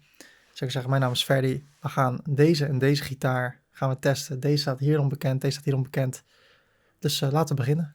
Dan zou ik misschien nog zeggen op welk gebied we ze gaan testen. Maar zeg heel duidelijk waar het om gaat en ga dan beginnen. Ga dan niet zeggen, ja, mijn tante die was hier laatst en die had een gitaar. Echt een hele mooie gitaar, die had ze in Marokko. Ja, nou denk ik aan een tante uit Marokko. Die had ze in Marokko gekocht. En zing ik, ja, jiffie. Ja. Ga, zeg wat je gaat doen en ga het dan doen. En ga dan niet eindeloos zeggen, wil je alsjeblieft... Tuurlijk, je mag zeggen abonneer, maar ga niet zeggen, ja, we willen zoveel duizend abonnees halen. Want 3 jaar geleden ben ik begonnen en mijn zoontje is ziek. En gewoon zeg wat je gaat doen. Gewoon heel concreet. Ja. Heel concreet. Ja. En gewoon ook in de camera kijken. En dat was de feedback van die eerste video van die man van die gitaren. Die zeiden van, ja, we gaan deze gitaar gaan we reviewen. En ja, hij is heel goed op dit gebied. En oh ja, daar is hij ook heel goed. En toen hij ging een beetje in de lucht kijken. En ik haakte er heel erg op af. En ik heb gezegd, knip dat eruit. Ja. En upload hem opnieuw. En hij heeft hem niet opnieuw opgenomen. Maar een ander advies zou kunnen zijn, neem die intro gewoon opnieuw op. Ja. En ik denk dat een advies die ik heb, neem de intro ook pas op als je het af hebt. Ja, dat doe ik ook. Ja. Dat is het laatste wat ik doe. Ja. Dat is wel de zwaarste kluif, mijn hele intro met After Effects en dingen. Ja. Voor elke 3 seconden een nieuw shot uit heel die 10-urige video. Oh ja, daar. Die moet hier naartoe. Volgende. En dan allemaal nog... Ja. Ik moet eerlijk zeggen, ik vind het echt leuk wat ik doe. Maar de laatste tijd denk ik, dit vind ik eigenlijk niet meer zo leuk. Nee. Het is echt, maar Waarom als niet? die dan... Het is gewoon heel veel werk voor dat ene minuutje. Maar het is wel de belangrijkste minuut van de video. Ja. Dus dat drijft mij wel om het af te maken. Maar ik weet het niet. Mijn droom zou zijn, oproep, als ik een videobewerker zou vinden die kan doen wat ik doe, zou ik echt alleen kan focussen op het maken van de content. Mijn zus doet nu alleen nog maar de fouten eruit halen. Gaat nu ook een beetje met de zooms werken. En ze gaat mijn R6-opname tegenwoordig ook tussen plakken. Dus eigenlijk heel de video is al klaar. En dan moet ik alleen de intro doen. Maar als er iemand zou kunnen vinden die gewoon dat kan doen voor mij, ja, dat zou fantastisch zijn. Conclusie, de intro is het belangrijkste. Ja. Je moet gewoon mensen binnen hebben, oké? En maak je stem iets harder dan normaal, iets grotere ogen, weet ik veel wat. Lachen, blij zijn. Ja. Dit is het, ik ben dit, ik heb dit product gekocht of gekregen en we gaan even kijken of het echte waarde heeft. Ja. Dit is er goed aan, dit is er slecht aan. Dus dit ga je zien in deze video. Let's go. Ja. En dat duurt gewoon lang, zo'n intro. We hebben een keer voor een andere, die laat ik je straks zien. Die intro, daar zijn volgens mij 3 uur mee bezig geweest. En dat valt wel mee, omdat jij er een hele dag mee bezig bent. Maar 3 uur voor een intro en dat is gewoon super belangrijk. Ja. Ik pak even mijn telefoon erbij, want er zijn heel veel onderwerpen die ik wil bespreken. En ik wil het lekker efficiënt houden. Even kijken. Voor mij is het dus duidelijk hoe je al die onderdelen dissect. Dus allemaal in kleine stukjes opdeelt. Dus ik dacht eerst, die neemt dat helemaal op in 1 stuk. Maar logisch dat je dat nu doet. We hebben het gehad over het editen. Dat je dat vooral uitbesteedt. Echte waarde geven, hebben we het kort over gehad. En dat spreekt eigenlijk gewoon voor zich. Geef antwoord op de vraag die mensen hebben. Of het probleem wat opgelost moet worden. Ja. Mijn missie is om leuke deals en acties te scoren voor al mijn luisteraars. En dat heb ik ook nu weer geregeld. SEOtool, seotool.nl is een plek waar je backlinks kan verkrijgen. Of het nou startpagina's zijn, regiogidsen of artikelen op blogs met verkeer. Het maakt niet uit. SEOtool is een plek voor een aantal linkjes. Maar het is belangrijk om te zeggen dat het niet voor al je backlinks gaat. Het is een manier om natuurlijke spreiding toe te passen in je backlink-profiel. Nou, als je een account maakt via mijn link in de beschrijving en €100 uitgeeft aan backlinks, krijg je vervolgens van seotool.nl €50 gratis extra te goed. Dus maak gewoon eens een account aan, dat is gratis, je betaalt er niks voor. Als de backlinks niet passen bij jouw niche, koop je geen backlinks, maar passen ze er wel bij, dan is het bijna een no-brainer en krijg je €50 korting als je je aanmeldt. Dus succes, doe je voordeel mee en tot snel. Nu komt een stukje wat ik wel belangrijk vind. Thumbnails. Ja. Thumbnails, daar kun je uren over praten. Ik denk dat je daar een hele aparte aflevering van kan maken. Wat zijn de belangrijkste zaken als je moet hebben over thumbnails? Ja. Het moet, als je gewoon 9 thumbnails ziet, moet die van jou eruit schieten. Ja. En dus je hebt te maken met contrast. Ik ben daarin zelf ook nog aan het leren hoor. Er is een tool genaamd TubeBuddy. Echt fantastisch, ja. Kost volgens mij 200-300 euro per jaar. Maar daarmee kan je splittesten doen. Dus je hebt een afbeelding op je YouTube video, dan kan je een andere afbeelding uploaden naar YouTube, naar TubeBuddy, die gelinkt is aan je YouTube kanaal. En dan gaat hij elke dag een andere thumbnail laten zien. En dan kan je zien welke meer performt. En dan let ik op 2 dingen. De click-through rate. Ik weet zeker als ik in een thumbnail zet over hoe je een website maakt. Maak deze website en binnen 3 dagen, verdien binnen 3 dagen 1000 euro. Dan wordt daar meer op geklikt. Maar omdat ik dan niet deliver, wat ik aanbied, dan wordt mijn kijktijd korter. Dus ik kijk naar de kijktijd en naar de click-through rate. Als die allebei hoger zijn bij een alternatieve thumbnail, dan kies ik die weer. En dan ga ik weer een split test doen. Dus meten is weten. Het is gewoon heel belangrijk om meerdere dingen te testen en dan te kijken wat beter werkt. Eén voorbeeldje. Ik heb een keer een balk om mijn video gedaan in de thumbnail. Dus gewoon een kader aan de zijkant. Ja. Het heeft me duizenden euro's opgeleverd. Echt bizar. Het was een video over het promoten van een bepaald product. En omdat ik dat dingetje eromheen deed, ging mijn click-through rate 2 keer zo hoog. Maar mensen gingen ook langer kijken, waardoor ik nog meer getoond werd in de zoekresultaten, waardoor mijn sales keer 2 of keer 3 gingen, omdat ik een balkje aan de zijkant had gedaan. Bizar. Nou, sindsdien heb ik bijna bij elke video een balkje aan de zijkant. Ik heb er nu voor het eerst eentje zonder gedaan. Het is vooral testen. Eerlijk gezegd, heel eerlijk, ik ga het niet mooi maken dan het is. Ik doe soms ook maar wat. Ja. Ik doe gewoon een grote tekst, een goede afbeelding van mezelf. Daarin zou ik het liefst nog een beetje van zo'n cool kleurtje eroverheen willen doen, maar moet je met Photoshop allemaal doen. Ja. Ik test gewoon allemaal verschillende dingen. Ik heb 1 foto dat ik gewoon heel netjes zo sta. Ik heb ook een foto dat ik zo sta. En dan van heel dichtbij en dan een wide angle lens. Ja, dat het alsof ik echt heel dichtbij kom en die doet het altijd beter. Zoals ik zeg, hoe maak je een website? Dan is de foto met nog beter dan een foto met gewoon normaal kijken. Ja. Ja, hoewel ik het gaat niet... om attentie of aandacht. Ja, alleen ook in de thumbnails geldt ook voor de intro. Het moet wel in lijn zijn met wat je gaat bieden. Dus vandaar als ik zeg je gaat 1000 euro per maand verdienen met deze website, dan deliver ik niet wat ik beloofde. Ja. Dus zowel in de titel als in de thumbnail als in de intro wil ik dat het allemaal in lijn is met elkaar. Maar ik heb laatst... het mooie is als je succesvol wordt in de wereld van affiliate marketing, dan komen er ook bedrijven die ik promote, die zeggen, hey, wij hebben nog iemand zitten van een mediateam of een marketingteam. Ja. Wil je even een belletje met hem? Dan kan hij je helpen om betere thumbnails te krijgen. Want dat is natuurlijk ook hun winst. Als ik meer sales voor hun maak, verdienen zij daar ook meer geld mee. Ja. En laatst zei iemand, je moet minder tekst doen en meer icoontjes en plaatjes. Ja. Dus in plaats van, ik heb nu een tutorial gemaakt met de tekst, can ChatGPT make a WordPress plugin for you. Iemand anders zegt, doe gewoon een plaatje met en dan gewoon heel groot AI of ChatGPT. Het logo van ChatGPT. Ja.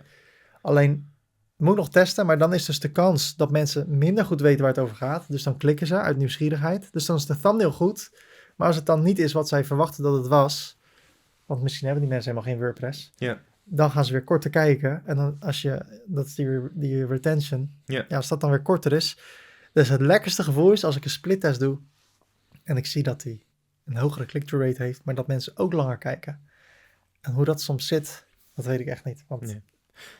We kennen het geheim van Google niet. Maar we kennen ook het geheim van YouTube niet. Nee. YouTube is van Google. Dus ik vind het wel interessant. TubeBuddy, ik heb ervan gehoord. Je kunt ook een thumbnail test doen op YouTube zelf. Mm.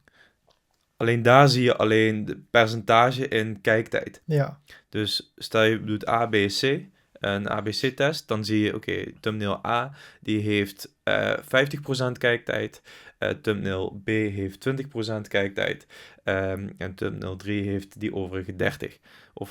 Overige 30. Dus dan is A de winnaar. Ja. Alleen, ik zie niet wat is de click-through rate. Nee. En dat kun je met die tool wel? Ja. Nice. Er zijn heel veel... Je ziet zelfs per thumbnail hoeveel likes erbij komen, hoeveel subscribers erbij komen. Oké, Maar wauw. het zijn... Voor mij zijn de enige twee belangrijke. Click-through rate en retention rate. Of de gemiddelde kijktijd. Ja, de gemiddelde kijktijd en hoe vaak mensen klikken Ja. op basis van de weergaves. Eigenlijk, ik heb wel eens tegen mezelf gezegd... Ik mag nooit meer geen één splittest runnen. Dus er moet altijd een splittest gaan zijn... want ik wil altijd ontwikkelen in mijn YouTube-kanaal.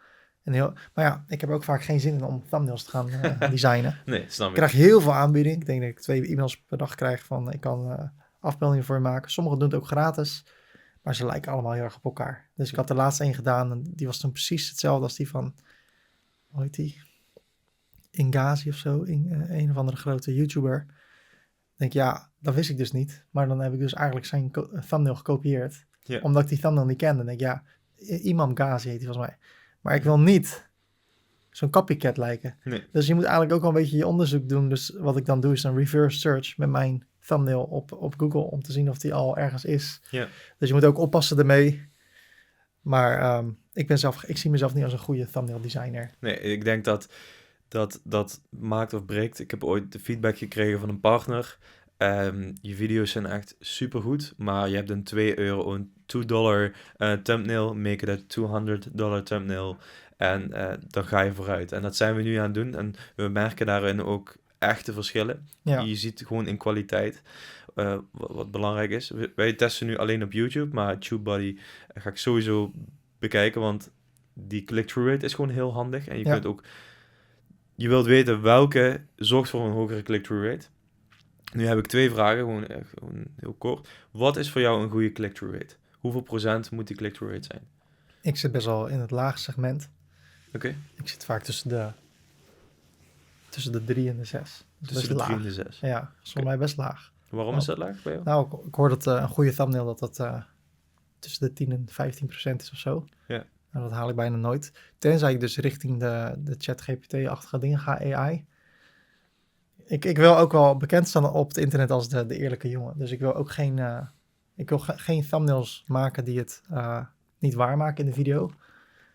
En eerlijk gezegd is het soms ook gewoon, ja, ik vind het gewoon heel leuk om video's te maken. Thumbnails, ja. Dan verander ik gewoon de tekst.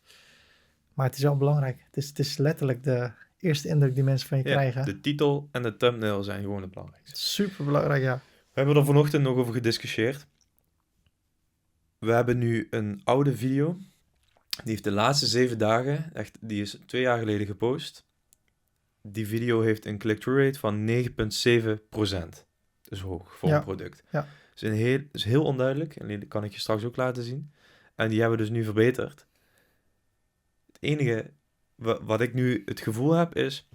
Wij zijn 1 van de 2 mensen die die video of die dat product gereviewd hebben. Dus wij komen sowieso bovenaan. Ja. Dus het maakt niet uit of die thumbnail meh is, gewoon niet supergoed, of echt super goed. Dus mijn hypothese is, omdat het echt gericht is op een zoekwoord, mensen zien dit niet voor entertainment, mensen zoeken echt specifiek dat product en een review over dat product. Wij worden getoond, dus sowieso is die thumbnail supergoed. Maar de andere scope heb je natuurlijk ook dat je iets maakt waar misschien minder zoekvolume op zit en de thumbnail veel belangrijker wordt. Mm. Snap je wat ik bedoel? Ja, zeker. Dus wij merken nu dat we een thumbnail volgens een bepaald systeem, een bepaald format doen en daar hebben wij een vuistregel, niet meer dan 3 elementen.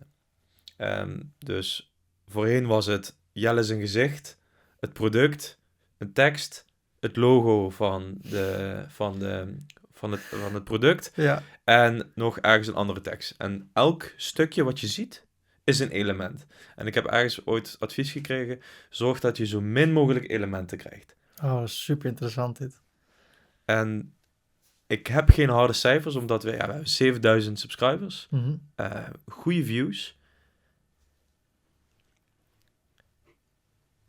We proberen zo min mogelijk elementen te doen. Mm-hmm. En ik heb 1 video, die heeft nu 35.000, 36.000 views over een vergelijking. Daar hebben we echt letterlijk alleen maar de foto gebruikt. Hebben we niks aan toegevoegd. Nee. En die is toen keihard gegaan. Dus het is ook echt puzzelen, maar een vuistregel die wij altijd toepassen. Oké, heeft het 4 elementen, dan is die niet goed. Nee.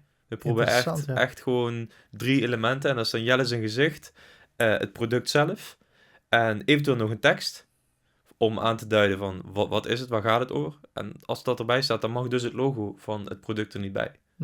Nee, want het vierde element. Dat is het 4e element. En 2 is de sweet spot. Dus 2 elementen. Oh. Jelle zijn gezicht en het product. Ja, Soms kunnen we het logo nog op een leuke manier erin shoppen, zodat het, dat kan ik je dadelijk ook laten zien. Maar ik denk dat dat een hele mooie vuistregel is. Bij jouw kanaal is jouw hoofd is autoriteit in deze branche. Het is gewoon zo. Ja. Als je er tekst bij doet, ik denk dat dat gewoon werkt. Dus ik ben ook benieuwd als wij straks een foto gaan maken van jou, of dat goed gaat werken. En of de thumbnail van deze aflevering goed gaat zijn in die zin. Dus dat is onze learning daarvan. Dus ik denk dat wat ik daarover kan delen is zo min mogelijk elementen en zo duidelijk mogelijk. En het tweede is het een video die echt gevonden moet worden door het algoritme? Of zoeken mensen er sowieso op en ben je een van de weinigen, dan is die click-through rate sowieso hoog. Ja. Ik denk dat dat een belangrijk verschil is. Heb je hier nog iets aan toe te voegen aan thumbnails? Of heb jij zelf vragen? Of? Nou, dat ga ik zeker proberen, minder elementen. Ja. En ik heb wel 1 ding aan toe te voegen. 2 dingen. TubeBuddy heeft een affiliate programma. Oké. Kan je 30% krijgen. Dus als ik zeg dat het $400 of $300 per jaar kost, kan je er per persoon, het is recurring, kan je $100 per jaar verdienen. Oké. Dus om maar even gewoon een spontaan idee te geven voor de kijker. Je zou een YouTube thumbnail expert kunnen worden. Mensen kunnen leren hoe ze de beste YouTube thumbnails kunnen maken. In het Nederlands of in het Engels. En dan gewoon volop TubeBuddy gaan promoten. Want voor mij is het echt de go-to tool om echt statistieken te krijgen. Jij krijgt statistieken via YouTube, maar die geeft niet alles. Ja, dus als jij nou jouw affiliate link stuurt, klik ik erop, koop ik de tool. En dan zet ik mijn affiliate link in de podcast. Prima hoor. Zetten maar het podcast. Nee. Prima. Maar het idee is supergoed. Ja.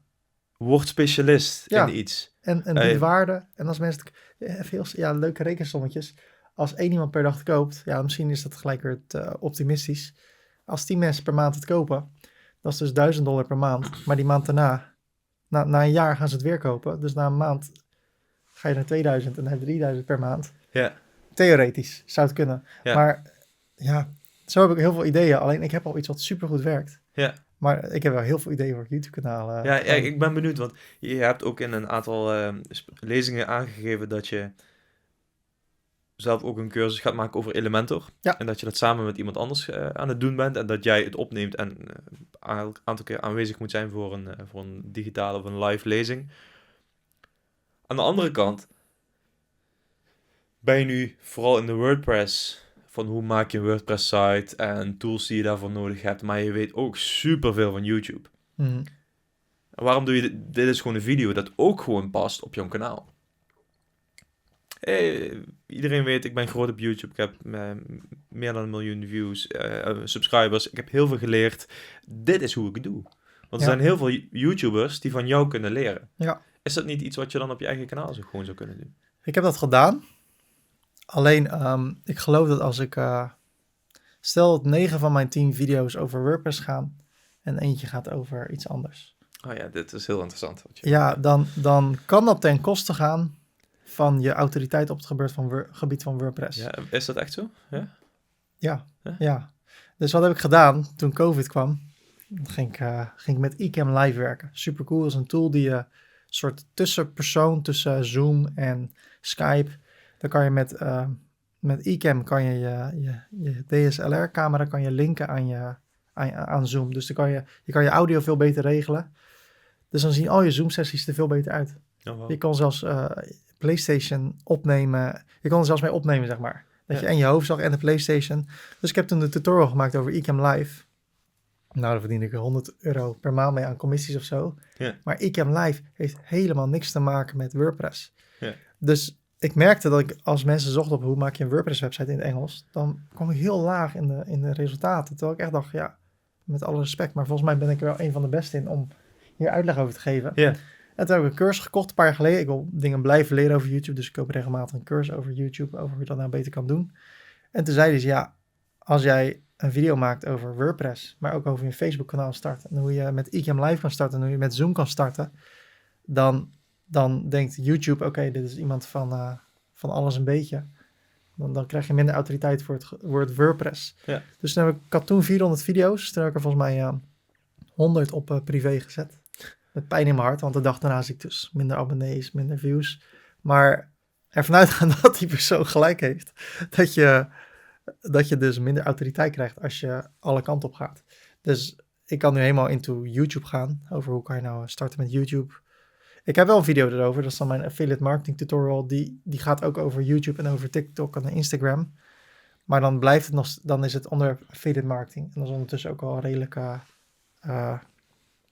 autoriteit in mijn YouTube kanaal. En laten we eerlijk zijn, iedereen wil daar heel veel mensen willen daar wat over leren. Dus daarom pak ik dat ook. Mijn WooCommerce tutorials lopen altijd heel goed. WooCommerce en affiliate marketing lopen beter dan hoe je een website maakt. Ja, daar wil ik dan ook op inspelen. Als ik dan daar mensen mee kan helpen, want ik heb er ervaring mee.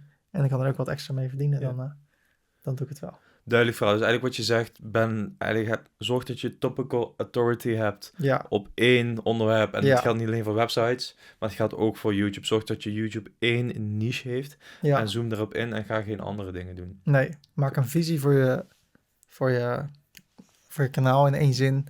Mijn visie is om mensen te helpen om websites te maken die hun geld genereren. Ja. Nou, alles wat daar binnenvalt, zet ik op YouTube. Dus als je een e-commerce website maakt, dan verdien je geld met je website. Als je een website voor een bedrijf maakt, wat het ook is of voor je organisatie, dan kan je daar geld mee verdienen door je dienst te verlenen. Dus daarbinnen probeer ik te denken. Dus affiliate marketing is ook, dan ga je geld verdienen met je website. Maar als iets daar ver buiten valt, dan moet ik het niet doen. En iets nieuws starten vind ik echt lastig. Ja. Ik start nu iets nieuws in het Nederlands. Ja. Poeh, ik vind het wel pittig hoor. Ik heb nu 70 volgers. Maar weer helemaal opnieuw beginnen. Ik heb wel eens gedacht, ik stop ermee. Maar ik ga ermee door. Yeah. Maar het is wel interessant om na 10 jaar weer echt iets vanaf nul te starten en dan te zien hoe pittig het kijken begin of je het opnieuw zelf nog een keer kan doen. Ja, valt me tegen tot nu toe. Ja, dat snap ik heel goed. Maar ja, ik kan ook laten zien straks, als het wel succesvol is, zie je, ik heb doorgezet. Ik heb dezelfde principes toegepast. Ja. De aanhouder die wint. Ja. Wees het eerste of wees het beste. Ik gooi hem af en toe in, omdat je hem zo mooi krijgt. Ik vind het echt een fantastische quote. Ja.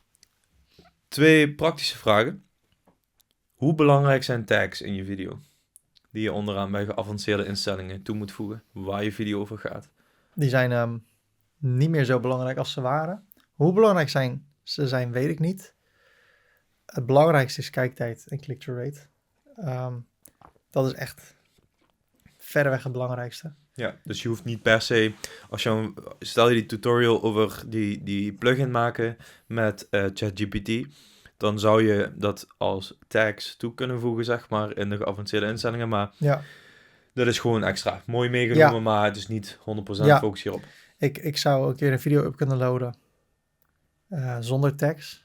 Dat heb ik nog niet. Ik doe altijd tags. Ik doe dat met vidIQ. Ik heb 2 tools, TubeBuddy en vidIQ.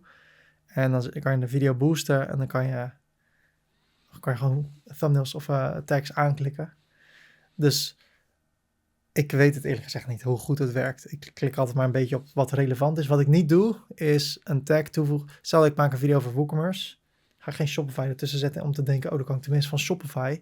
Want als mensen zoeken op Shopify en ze komen bij mijn WooCommerce tutorial en die heeft bijvoorbeeld e-commerce website. Nou, daar zou Shopify ook onder kunnen. Ja, en ze komen erop en ze zien, het gaat over WooCommerce en ze hebben gezocht op Shopify. Dan stoppen ze met kijken, waardoor mijn gemiddelde kijktijd weer. Dus zorg wel dat je alleen maar tags hebt die in lijn zijn met waar je video over gaat. Ja. Ga het niet proberen, ik tag even Elon Musk of weet ik veel wie. Dat mag volgens mij ook niet.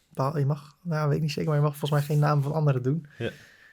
Echt zorgen ervoor dat die tags zo dicht mogelijk bij het onderwerp liggen. En liever geen 500 tags dan dat je maar dingen blijft verzinnen om er maar toe te voegen. Ja. Dan is 300 tags misschien ook gewoon prima. Onze grootste concurrent of de populairste YouTuber op het gebied van WordPress is volgens mij 7 tags of zo. Ja. Dus ik denk dat tags niet heel relevant meer zijn. Ja, wij spammen altijd vol met alle zoekwoorden uit onze zoekwoordtool, maar ik weet dat het niet per se heel relevant is, want in de affiliate podcast doe ik het bijvoorbeeld niet. Daar heb ik nog geen enkele tag toegevoegd aan YouTube. Oké. En ze presteren gewoon goed. Ja. Dus, oké, check. Affiliate links. Daar zijn wij er is nu een nieuwe functie dat je in het eindscherm kun je een affiliate link in de video doen. Mhm. Gebruik je dat? Nee. Nou, wij gebruiken dat sinds kort. Ik kan helaas niet zien of mensen erop klikken. Maar mijn vraag is heel concreet. Waar plaats je je affiliate link in de video? Is het in de eerste lijn, zodat mensen niet op lees meer hoeven te klikken? Of is dat later in het einde van de descriptie? Ik doe het na de eerste alinea. Na de eerste alinea? Ja, dus mensen zien het niet gelijk. Met Black Friday doe ik dat wel. Oké. Mijn eerste lijn is echt een omschrijving waar de video over gaat. En in mijn video's zeg ik tegen mensen, ga nu naar deze URL. Ik gebruik altijd shortcuts, dus ik koop een domein, die refereer ik naar de affiliate link. En die typen mensen dan in en dan zoom ik in op mijn computerscherm. Ik weet dus niet in hoeverre mensen zelf de link intypen op basis van mijn tutorial of dat ze in de omschrijving klikken. Zou ik ook nog kunnen testen door het een andere link te geven daar en dan kan ik zien waar ze vandaan komen. Ja. Over jouw eindlink gesproken, je zou dus kunnen werken met, zodat jij affiliatepodcast.nl hebt, dan kan je met een redirection tool van WordPress, kan je zeggen, link naar een bepaald product. En als je die dan aan het eind van de tutorial zet en mensen klikken daarop, kan je dus in ieder geval zien hoeveel mensen daarop klikken. Ja. Bij sommige affiliate-programma's kan je dan ook nog zo'n sub-URL plaatsen, zodat je weet waar ze vandaan komen. En dan zou je wel kunnen zien hoeveel mensen daarop klikken. Ook dat is super interessant als je ziet van, hé, wacht eens even, heel veel mensen komen via mijn website ferdy.com op deze link in plaats van mijn YouTube-video. Ja, als je weet waar ze vandaan komen, dan kan je er natuurlijk weer wat mee doen en erop inspelen. Er zijn extreme voorbeelden van. Ik gebruik zelf Genius Link. Ik weet niet of je dat kent. Ja, dat is daar kun je zelf keuzepagina's van maken. Dus dan klik je op één link. En Genius Link, dat ziet er dan uit als genius.link/ en dan je eigen URL. Als je meer betaalt aan die tool, dan kun je je eigen URL ervan maken. Eigenlijk hoe jij het zegt. Ja. En die link is gelijk gekoppeld aan een affiliate aggregaat. Dus Amazon, dus vooral internationaal is het eigenlijk. Maar je kunt er ook je eigen affiliate links vanuit je andere affiliate programma's inladen. En naar verschillende locaties sturen. Ja, fantastisch. Dus je kunt, ben ik nu aan het testen. Je hebt die Genius link met één product. En dan kunnen ze kiezen uit Amerika en wereldwijd, de UK en Europa. En dan moeten mensen zelf handmatig klikken op die buttons van welk land. Ja. Maar ik kan het zelfs zo maken dat het systeem ziet, oké, deze persoon zit nu in Amerika, dus ik stuur hem automatisch naar die Amerikaanse partij toe. Ja. En die data zie je ook weer terug in die tool en je ziet hoeveel mensen erop geklikt hebben en wanneer. En het leuke ook nog van die tool is dat je een pixel kan toevoegen aan die pagina. Oh ja, dan kan je ze tracken. En dan kun je ze tracken, maar dus ook redirecten en andere advertenties toesturen via Meta. Dat is echt, dat is een beetje de splittest van TubeBuddy. Zo goed. Dat maakt die tool geweldig. En dan is dit is echt pixel, gewoon, een pixel is een stukje code, voor mensen die het niet weten, die je op je website kan zetten. En als mensen op je website komen, dan wordt er een signaaltje gevuurd naar Google, TikTok Pixel, je hebt de Meta Pixel, je hebt heel veel verschillende pixels van andere bedrijven. En dan wordt die data van de bezoeker, van de websitebezoeker, wordt doorgestuurd naar dat platform. En daarmee kun je adverteren. En met Genius Link kun je dus een pixel toevoegen aan je affiliate link. Ja. En dat wordt naar al jouw platformen gestuurd. Dus als iemand nu op die video klikt op die link, wat er dan gebeurt, die pixel wordt gevuurd, die data wordt in Meta gestuurd. En ik kan diezelfde persoon die op die affiliate link heeft geklikt, kan ik een advertentie toesturen. Ja, echt genius. Niks verder toe te voegen. Ik hoef het ineens noteren. Ik weet straks al hoe die tool heet. Ja, ik ga je me sturen. Heb je een affiliate link voor mij? Toevallig wel. Okay. Nou, maar dit vind ik super interessant. Want als ik mensen naar sommige webhosting providers stuur bijvoorbeeld, en ik wil er op gaan adverteren, dat overwegen om te gaan doen. Maar die webhosting provider heeft geen pixel voor mij. Yeah. Kan ik ze niet retargeten of iets. Of niet bijhouden hoeveel het uiteindelijk oplevert. Yeah. Maar als ik zo'n ding ertussen zet. Ja, het punt is dat je kunt meten hoeveel bezoekers erop komen. Maar het pixel die vuurt alleen maar naar Meta, naar Google, naar TikTok. Dus, hij laat niet zien hoeveel sales er ook gemaakt worden. Nee, dat niet. Daar heb ik een andere tool voor. Maar dan is meer voor websites. En dat is weekendtrack.com. Oké. Dat is ook een hele interessante tool, maar echt voor ik denk ook wel voor YouTube, eigenlijk. Alleen dat heb ik zelf nog niet getest, want je moet die data verzamelen en moet je ook nog gaan adverteren op affiliate producten. Er is zoveel te doen in affiliate marketing en content maken en dan ook nog meten en dan tracken. Dat is nog niet aan toegekomen. Maar Genius Link, echt een hele en je betaalt alleen voor het aantal kliks. Oké. Dus het is redelijk gratis. Dus als je al 1000 kliks hebt, ik denk dat wij 3000 kliks per maand hebben. En wij betalen dan €15 per maand. En als we 60.000 kliks hebben, dan betaal je meer. Dus het is na hoe goed je presteert. Ja, nice. Check. Dus jij eerst een korte tekst over waar de video over gaat.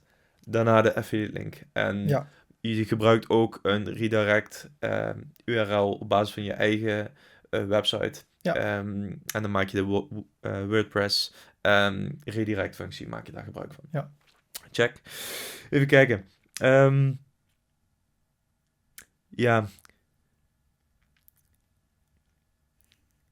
Dus zoveel vragen. Wat is makkelijker? Van 0 naar 100.000 of van 100.000 naar 1 miljoen subscribers? 0 naar 100.000. Ja, dat is moeilijker? Ja. Okay. Waarom? Nou, van de mensen die ik ken... Ik ken heel veel mensen die hebben al de 100.000 gehaald. Ja. Ik ken er in mijn niche nog geen een die de miljoen heeft gehaald. Er zijn een paar jongens... Die heb ik een beetje geholpen met affiliate marketing. En 2 daarvan, die hebben nu ook... eentje heeft 60.000 abonnees. En die andere ging echt binnen no time, binnen 1 jaar ging die naar 100.000 abonnees. Ja, zeker.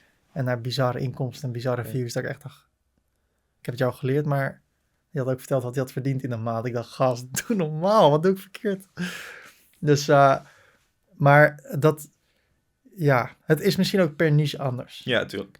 Maar als ik gewoon op YouTube kijk, gewoon maakt niet uit naar wat je zoekt. Je ziet zoveel YouTube-kanalen met meer dan 100.000 abonnees. Ja. En je ziet echt super weinig met meer dan 1 miljoen. Het is 10 keer zoveel, hè? Ja. En als je gewoon goede content maakt... Wat ik heel veel zie gebeuren... Dat kan je ook in de statistieken zien van... Deze subscriber, die volgt ook deze en deze en deze kanalen. Ja. Er zijn gewoon heel veel van mijn concurrenten. Dus stel dat er nu een nieuw iemand komt... en die maakt dezelfde video's over... waar ik video's over maak... dan zijn er al heel veel van mijn YouTube-subscribers... die denken, hey, leuk, een nieuwe invalshoek, een nieuw kanaal... laten we daar ook op gaan abonneren. Ja. Waardoor ze sneller groeien... Nee, maar van 100.000 naar 1 miljoen, dat is wel echt pittig. Ja? Ja. Dat, dus van 0 naar 100.000 is het makkelijker dan van 100.000 naar 1 miljoen? Ja. Oké. Ja. Nou, het duurt sowieso veel langer. Ja. Dus...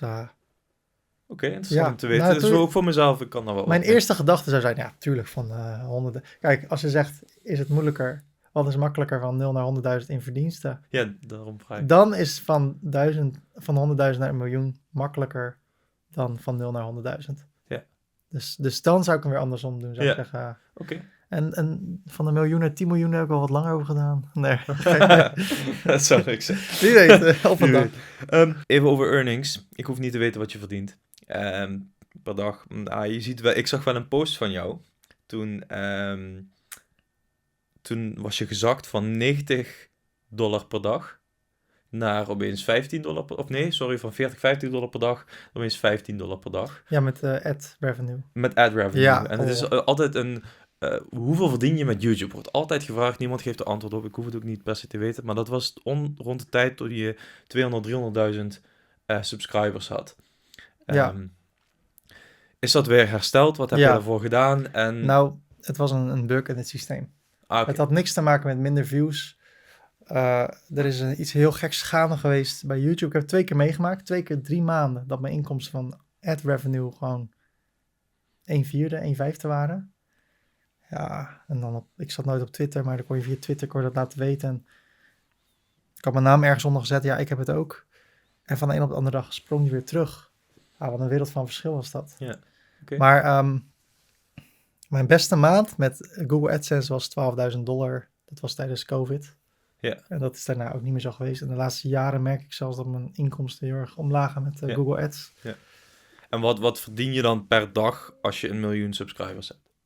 Met Google Ads? Alleen Google Ads. En affiliate marketing hoef ik niet te weten. Spannend. Nee. Ik verdien nu met Google Ads ongeveer $4.000 per maand. Oké. Ja. En dat is de laatste jaren echt flink teruggegaan. Want van 12.000 in dezelfde maand naar 4.000 is gewoon 1/3. Ja. Maar het is ook niet echt mijn focus. Ik moest zeggen, toen ik 1 miljoen abonnees haalde, is er wel ook iets van me afgevallen. Dat was echt altijd mijn doel. Ja. En mensen zeggen, ga je nu voor de 10 miljoen? Nee, ik ga niet voor de 10 miljoen. Als ik zie hoeveel moeilijker al was van 100.000 naar 1 miljoen, dan denk ik, nee, ik ga niet. Want dat gaat misschien wel 10 jaar duren. Ja. Zeker Je gaat de gewoon WordPress. door. En als het lukt, lukt het. Maar het is niet, Ja. niet een target. Je Ja. blijft gewoon waarde delen. Je blijft gewoon doorgaan met wat je doet. En Ja. dat doe je supergoed. En je be the best. En dat is denk ik de visie die je hebt daarmee. PayPro is het grootste affiliate netwerk voor digitale producten. PayPro is niet gratis. Je betaalt tegenwoordig €7,50. Lijkt weinig, maar ik weet dat hierdoor weinig affiliate marketeers zich aanmelden. Dat is zonde, want PayPro heeft heel veel te bieden. Op dit moment heb ik daarom als enige in Nederland een kortingscode voor deze compliance fee. Met de code podcast krijg je €2,50 korting op een account. Dus heb je nog geen account en wil je een account bij PayPro? Gebruik dan de code podcast en begin direct. Hoe kun je je YouTube-video pushen buiten YouTube?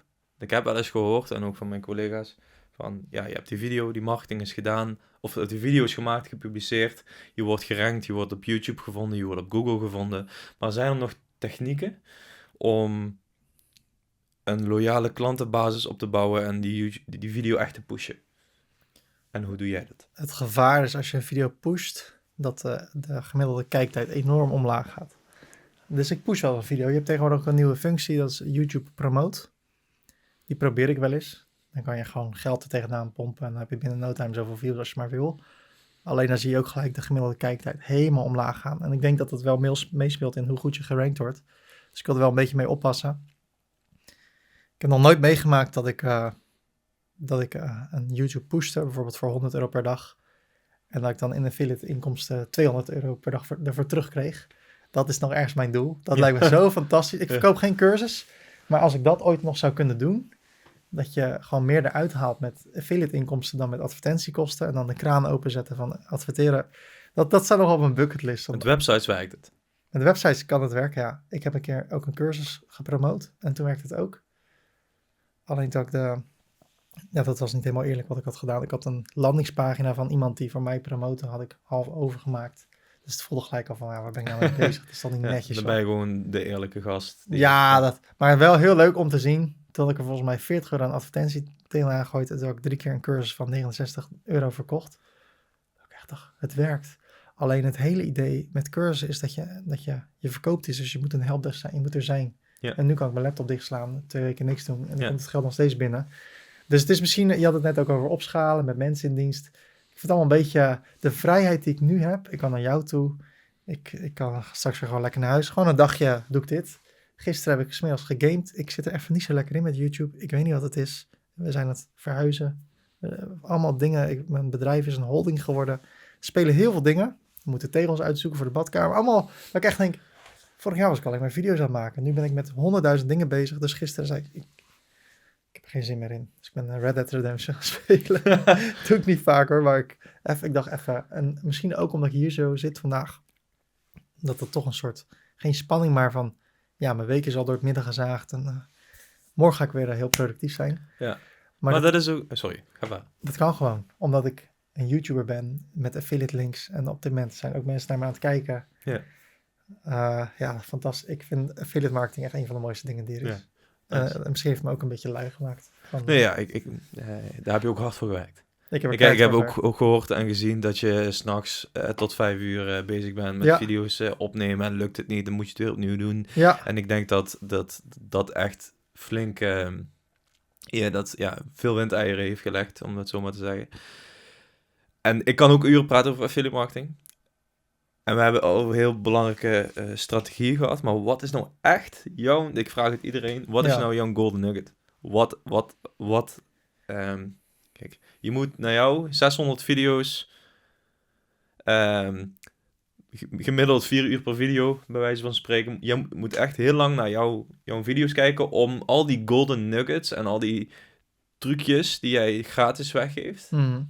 Dan moet je echt lang voor naar jou kijken. Ja. Maar wat is nou het punt van, dit moet iedereen weten, dit is een zo goede techniek, dat werkt zo goed. Iedereen die met YouTube wil beginnen of iedereen die met affiliate marketing wil beginnen, wat moet je dan doen? Ja, je moet het proces leuk vinden. Je moet bereid zijn om ervoor te werken zonder dat je gelijk resultaten ziet. En ja, deze is al vaker voorbij gekomen, maar consistency, doorgaan. Ja. Of perseverance vind ik net iets mooier woord. Doorgaan, ook als je niet de resultaten ziet. Ja. En wat ik zeg, ik ben nu opnieuw begonnen. Ik zie daar heel weinig sales van. Ik weet zelfs geen eens of ik daar al sales mee heb gemaakt. Terwijl ik echt wel al 100 uur erin heb zitten met tutorials maken. Maar als je weer helemaal vanaf nul begint, nou, dan rank ik gewoon niet in de zoekresultaten. Dus moet ik weer helemaal opnieuw beginnen. Ja, dat is pittig. Dan kan ik denken, ik stop ermee. Ik ga weer verder met mijn succesvolle YouTube kanaal. Maar ik weet gewoon, als ik hiermee doorga.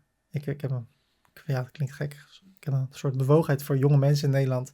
Zeker omdat het allemaal van die goeroes zijn die allemaal dingen verkopen waardoor mensen hun hard verdienen geld uitgeven aan een cursus die dan uiteindelijk niet is wat het is. En als ze dan zeggen, ja, ik wil mijn geld terug, zeggen ja, je hebt niet een goede mindset, je moet doorpakken. Ik wil het gewoon gratis aanbieden, maar ik zie nog geen resultaat. Dan denk ik, ja, maar ik ga laten zien dat het gewoon opnieuw kan. Maar ja, ik moet dus plezier blijven hebben in wat ik doe. En dat Anders hou je niet vol. Nee, en dat plezier krijg ik als ik voor ogen hou, ik wil gewoon heel veel jonge mensen bereiken. Ja. Die wel het eerlijk verhaal houden, die wel niet iets hoeven te kopen. Alleen dat en dan doorgaan. Ik moet nu gewoon een tweede en een derde en een vierde video gaan maken. Ja. Dat vind ik wel lastig, want ik weet als ik nu een video maak en op mijn Engelse YouTube kanaal zet, dan levert het gelijk geld op, veel geld op. En als ik een Nederlandse video maak en die zet ik op het Nederlands kanaal, dan levert het nog even niks op. Ja. Maar dan moet ik denken, nou, maar dan is het nu een stukje, het is een passieproject. Dan ga ik dat maar doen en dan verdien ik er niks mee. Ik denk dat ik er op den duur heel veel geld mee kan verdienen. Dus nog een keer, plezier en doorzetten, perseverance. Gewoon doorzetten, ook als je dan niet de resultaten ziet. Ja. Ik kan me niet voorstellen als je dat doet, die twee dingen. En de derde zou dan zijn, zorg ervoor dat je steeds beter wordt in wat je doet. Blijf groeien. Ik leer nog steeds dingen. In een Premiere zie ik dan, oh ja, je kan ook dit doen, Q, in plaats van Command-Shift-A en dan 3 en dan met de muis klikken en verwijderen. Ik leer nog steeds hoe je effectiever kan zijn, productiever. Ja. En dat gebeurt gewoon door door te gaan. Ja. Dus plezier en doorzetten en zorg dat je beter wordt. Ja, beter wordt en misschien een vierde van wat je al zegt. Zorg dat je de beste content ooit maakt. Ja, dat zou dan de derde zijn. Maak de beste content. Ik denk dat dat een hele mooie samenvatting is. En dat heeft verder ook geen uitleg nodig. Het is gewoon logisch. Je moet gewoon de best mogelijke content maken. En een aanvulling die ik daarop heb. Dus ik ben het er helemaal mee eens. Dus we hebben bijvoorbeeld één video waarbij we 10 producten van hetzelfde productsegment, die hebben we vergeleken. Die video gaat supergoed. En nog niemand in de wereld heeft die video gemaakt.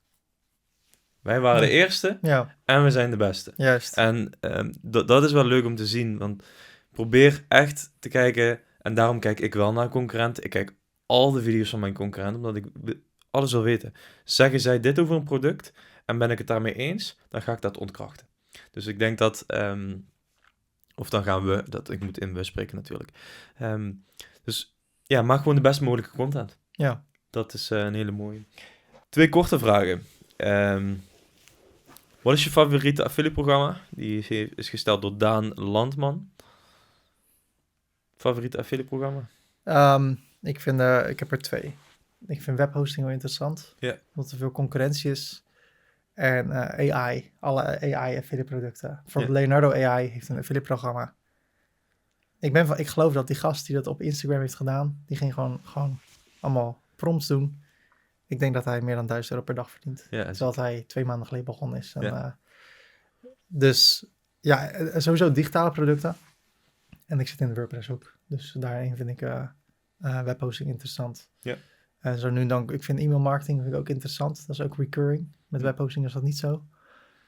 Dus ja, e-mail marketing. Dus een nieuwe tool, Omnisend. Die zijn heel populair bij Shopify. Die zijn nu ook de WordPress-industrie aan het veroveren. En dat vind ik ook een heel mooi programma. Dat helpt je gewoon om een e-maillijst te bouwen. De money is in de list. Ik geloof daar nog steeds heel erg in. En ik maak daar dus tutorials over. En als mensen dan iets kopen, dan krijg ik daar een commissie over. Dat werkt enorm goed, terwijl ik pas sinds 4 maanden promote. Dus ja, webhosting, e-mail marketing. Ja, dat werkt voor jou heel goed. En AI. Ja, check. Ja. Oké. Ik denk dat het tijd is om naar de secret question te gaan. Oké. Dat is in de doosje. In het doosje. Dat is een doosje met een vraag van de vorige gast. En die heeft die vraag gesteld. Wij gaan die allebei beantwoorden. Als ik hem kan beantwoorden en als jij hem kan beantwoorden. En dit is in het leven geroepen dat mijn gasten heel veel waarde kunnen geven. En heel veel informatie kunnen geven. En eigenlijk nooit zelf een vraag kunnen stellen. Ja. Dus vandaar. Dus maak hem maar open. Kijk wat erop staat. En Dubbel gevouwen. Spannend. ik mag hem niet lezen, dus van tevoren. Hoe zou jouw business/leven eruit zien als er geen videoplatform zoals YouTube bestond? Wauw. Ben ik al benieuwd naar. Dan zou ik vuilnisman zijn. Vuilnisman. Ja. Nee, dan zou ik, portretfotograaf zijn voor bedrijven. Vind ik heel erg leuk. Ik hou ervan om de ideale belichting te creëren. Dan zou ik dus bij mensen langs gaan. Al die spullen heb ik nog. Dan zet ik een paar lampen op en een mooie achtergrond. En dan ga ik gewoon achter elkaar klikken. Dan doe ik in Lightroom gewoon een command A. Allemaal dezelfde stijl aanpassen. Ja. Allemaal kroppen op de juiste manier. Oog op dezelfde hoogte. En dan een x-bedrag per persoon. Er zijn dagen dat je daar 2000 euro op een dag mee kan verdienen. Okay. Soms denk ik, waarom doe ik eigenlijk YouTube? Waarom doe ik niet gewoon dat? Ja. Alleen je moet dan wel het netwerk hebben dat mensen jou vinden. Ja, en dat moet je natuurlijk ook wel opbouwen. Ja, dat vind ik heel leuk. En anders zou ik misschien wel de cursuskant opgegaan zijn. Ja. Je kan op Udemy je cursus voor $10 verkopen. Dan geef je nog steeds heel veel waarde weg voor een lage prijs. Maar als heel veel mensen dat kopen, dan kan je nog steeds redelijk geld mee verdienen. Mijn beste maand daar was $2000 in een maand. Nou, volgens mij is dat zeker voor jongeren gewoon een prima maandbedrag om mee rond te komen. Ik hou niet zo van verkopen, maar als je iets voor $10 verkoopt, dan hoef je ook niet de beste helpdesk te zijn, denk ik. Ja. Dus dat is wat ik zou doen. Nou, dan mag jij me ook nog even lezen of beantwoorden als je wil. Ik ben natuurlijk geen grote YouTuber. Ik sta niet voor het beeldscherm. Maar ik merk wel dat YouTube een enorm grote impact heeft op wat wij doen. Onze website is heel hard geraakt door de Core-update in 2023. En er zijn tijden waar de inkomsten van YouTube en affiliate marketing veel groter zijn uit YouTube dus dan onze website. Dus ik kan me voorstellen, als YouTube er niet was geweest, dat ik op een gegeven moment wel de stekker eruit had moeten trekken. En dan was ik niet deze affiliate podcast begonnen, want dan had ik geen voorbeelden om te delen hoe goed ik mijn werk doe met mijn team. Dan was ik er ook langzaam mee willen stoppen. Dus ik denk dat als YouTube niet bestond, en dan had deze podcast ook niet op YouTube gestaan. Nee. Snap je? Ja. Dus ik denk dat punt 1, dan was het zomaar zo kunnen zijn dat ik echt heel veel doorzettingsvermogen nodig had gehad om mijn website te fixen. Die begint nu weer aan te trekken. Dat komt door YouTube. Dus ik denk dat... Ja. Mooi. Ik denk dat YouTube hier gewoon het belangrijkste in is. En anders had ik het grootste affiliate project wat ik nu doe niet gedaan. En dan had ik meer in de consultancy gezeten. Meer in het websites maken voor anderen. En ik ben ook nog altijd BIG geregistreerd als fysiotherapeut. Dus had ik ook gewoon maar ruggen kunnen gaan behandelen. Ja. Dus dat is mijn kant van het verhaal. Dat is mijn antwoord. Ja. Je gaat dadelijk een vraag opstellen, zo meteen als we klaar zijn. Maar ik wil toch jou nog de gelegenheid geven om iets te vragen aan mij misschien, of aan de mensen hier. Of iets aan te vullen wat je misschien nog graag wil toevoegen aan deze aflevering. Ik mag jou een vraag stellen. Dat mag Anything. Ook. Anything. Wanneer is het genoeg? Qua inkomsten, qua levensstijl. Wauw. Wanneer is het genoeg? Ik ben daar best wel veel over na aan denken. Want je wilt altijd meer. En dat komt omdat niks zeker is. Want dan, en dat heb ik in een van de vorige afleveringen gezegd, dan verdien je 7.000, 8.000 euro met 1 pagina. Niet 1 website, 1 pagina. En dan is dat binnen 1 dag weg. En dan daar kun je wel aan blijven. Maar het motiveert je wel om andere dingetjes, om andere projecten aan te zetten. Andere projecten te starten. Ideale situatie, en daar ben jij een voorbeeld van mij. Jij bent geen goeroe die 30.000, 40.000 euro per maand met AdSense, dit en dat. Misschien gaat het ook nog wel komen, maar je bent daar wel een voorbeeld van mij van, oké, mooie vrouw, 2 kinderen, huisje, nieuw huis gekocht en ik heb 4.000 euro per maand. Dat is zoveel. Daar kun je gewoon van leven. Dat zou genoeg kunnen zijn. Je hebt geen dure kosten, je besteedt geen werk uit, je zusje, nou dat zal ook niet de hoofdprijs zijn. Dus in dat geval denk ik, nou misschien wel. 50 euro per uur. Nou ja, dat is minimaal inkomen. Ja. Als je ZZP'er bent, moet je daar ook nog inkomstenbelasting vanaf. Ja. Je moet geld aan de kant zetten voor je verzekering, pensioen. Dus 50 is... Ja, ze doet het gewoon echt goed. Ze is gewoon heel fijn. En de lijntjes zijn kort. Ja. Dus wanneer is het genoeg? Ik vind het een hele diepe vraag. Ik weet niet of het een antwoord is, maar het is genoeg wanneer je er zelf van, dat het stabiel genoeg is, dat je zeker weet dat oké, als ik nu een jaar niks doe, dan komt er nog steeds inkomen binnen. Ja. En als dat niet zo is, denk ik, dan moet je daarin iets veranderen. En niet omdat je altijd heel veel wilt verdienen of 100k, 200k per maand wil verdienen. Dat bedoel ik helemaal niet. Meer in de zin van, we zijn ondernemers, we willen online ondernemen, we maken content. En soms, het kan zomaar zijn dat je er een keer uit ligt. Ja. Of dat jij wil gamen. Of een keer een weekendje weg wil gaan. Of echt een keer mentaal niet helemaal lekker bent. En ik merk nu aan mezelf dat ik op mijn tandvlees aan het lopen ben. Ik ben echt veel te veel aan het doen. Mhm. Deze podcast, ik heb mijn eigen cursus. Die was eerst van Affiliate Health. Dat hebben we nu overgezet, die is nu voor mij. Mhm. Ik werk 20 uur bij een kozijnenbedrijf om daar de marketing te doen. Vind ik super leuk om te doen. Ik heb nog een andere website en nog een ander groot project. Dat is gewoon veel te veel. Ja. En iemand heeft mij deze vraag laatst ook gesteld. Wanneer is het genoeg? Ja. En het is genoeg wanneer ik er zelf gewoon comfortabel van kan leven, zodat ik weet, het is stabiel. En zolang het instabiel is, moet ik blijven gaan voor mijn gevoel. En dat is iets waar ik misschien wel hulp bij nodig heb. Ik heb ook een coach nodig. Ja. Ik heb iemand nodig die zegt van, oké, focus je hierop, want dat is het beste, dat is het belangrijkste. Maar continu nieuwe projecten en continu nieuwe zijstroom is ook niet goed, want dan ga je al je aandacht verdelen. Dus ik heb niet echt een antwoord op wanneer is het genoeg qua inkomen. Ik kan wel een getal noemen, maar dat slaat nergens op. Nee. Wat voor mij heel belangrijk is, en misschien dat de kijker, jij en Jorik die ook meeluistert, mij ook wat beter leert kennen, is, ik wil heel graag gewoon een huisje met mijn vrouw. Ik wil binnen nu en 2 jaar willen kinderen. En als ik daar, mijn vrouw werkt ook, of mijn vrouw mag nog niet zeggen, we zijn nog niet getrouwd.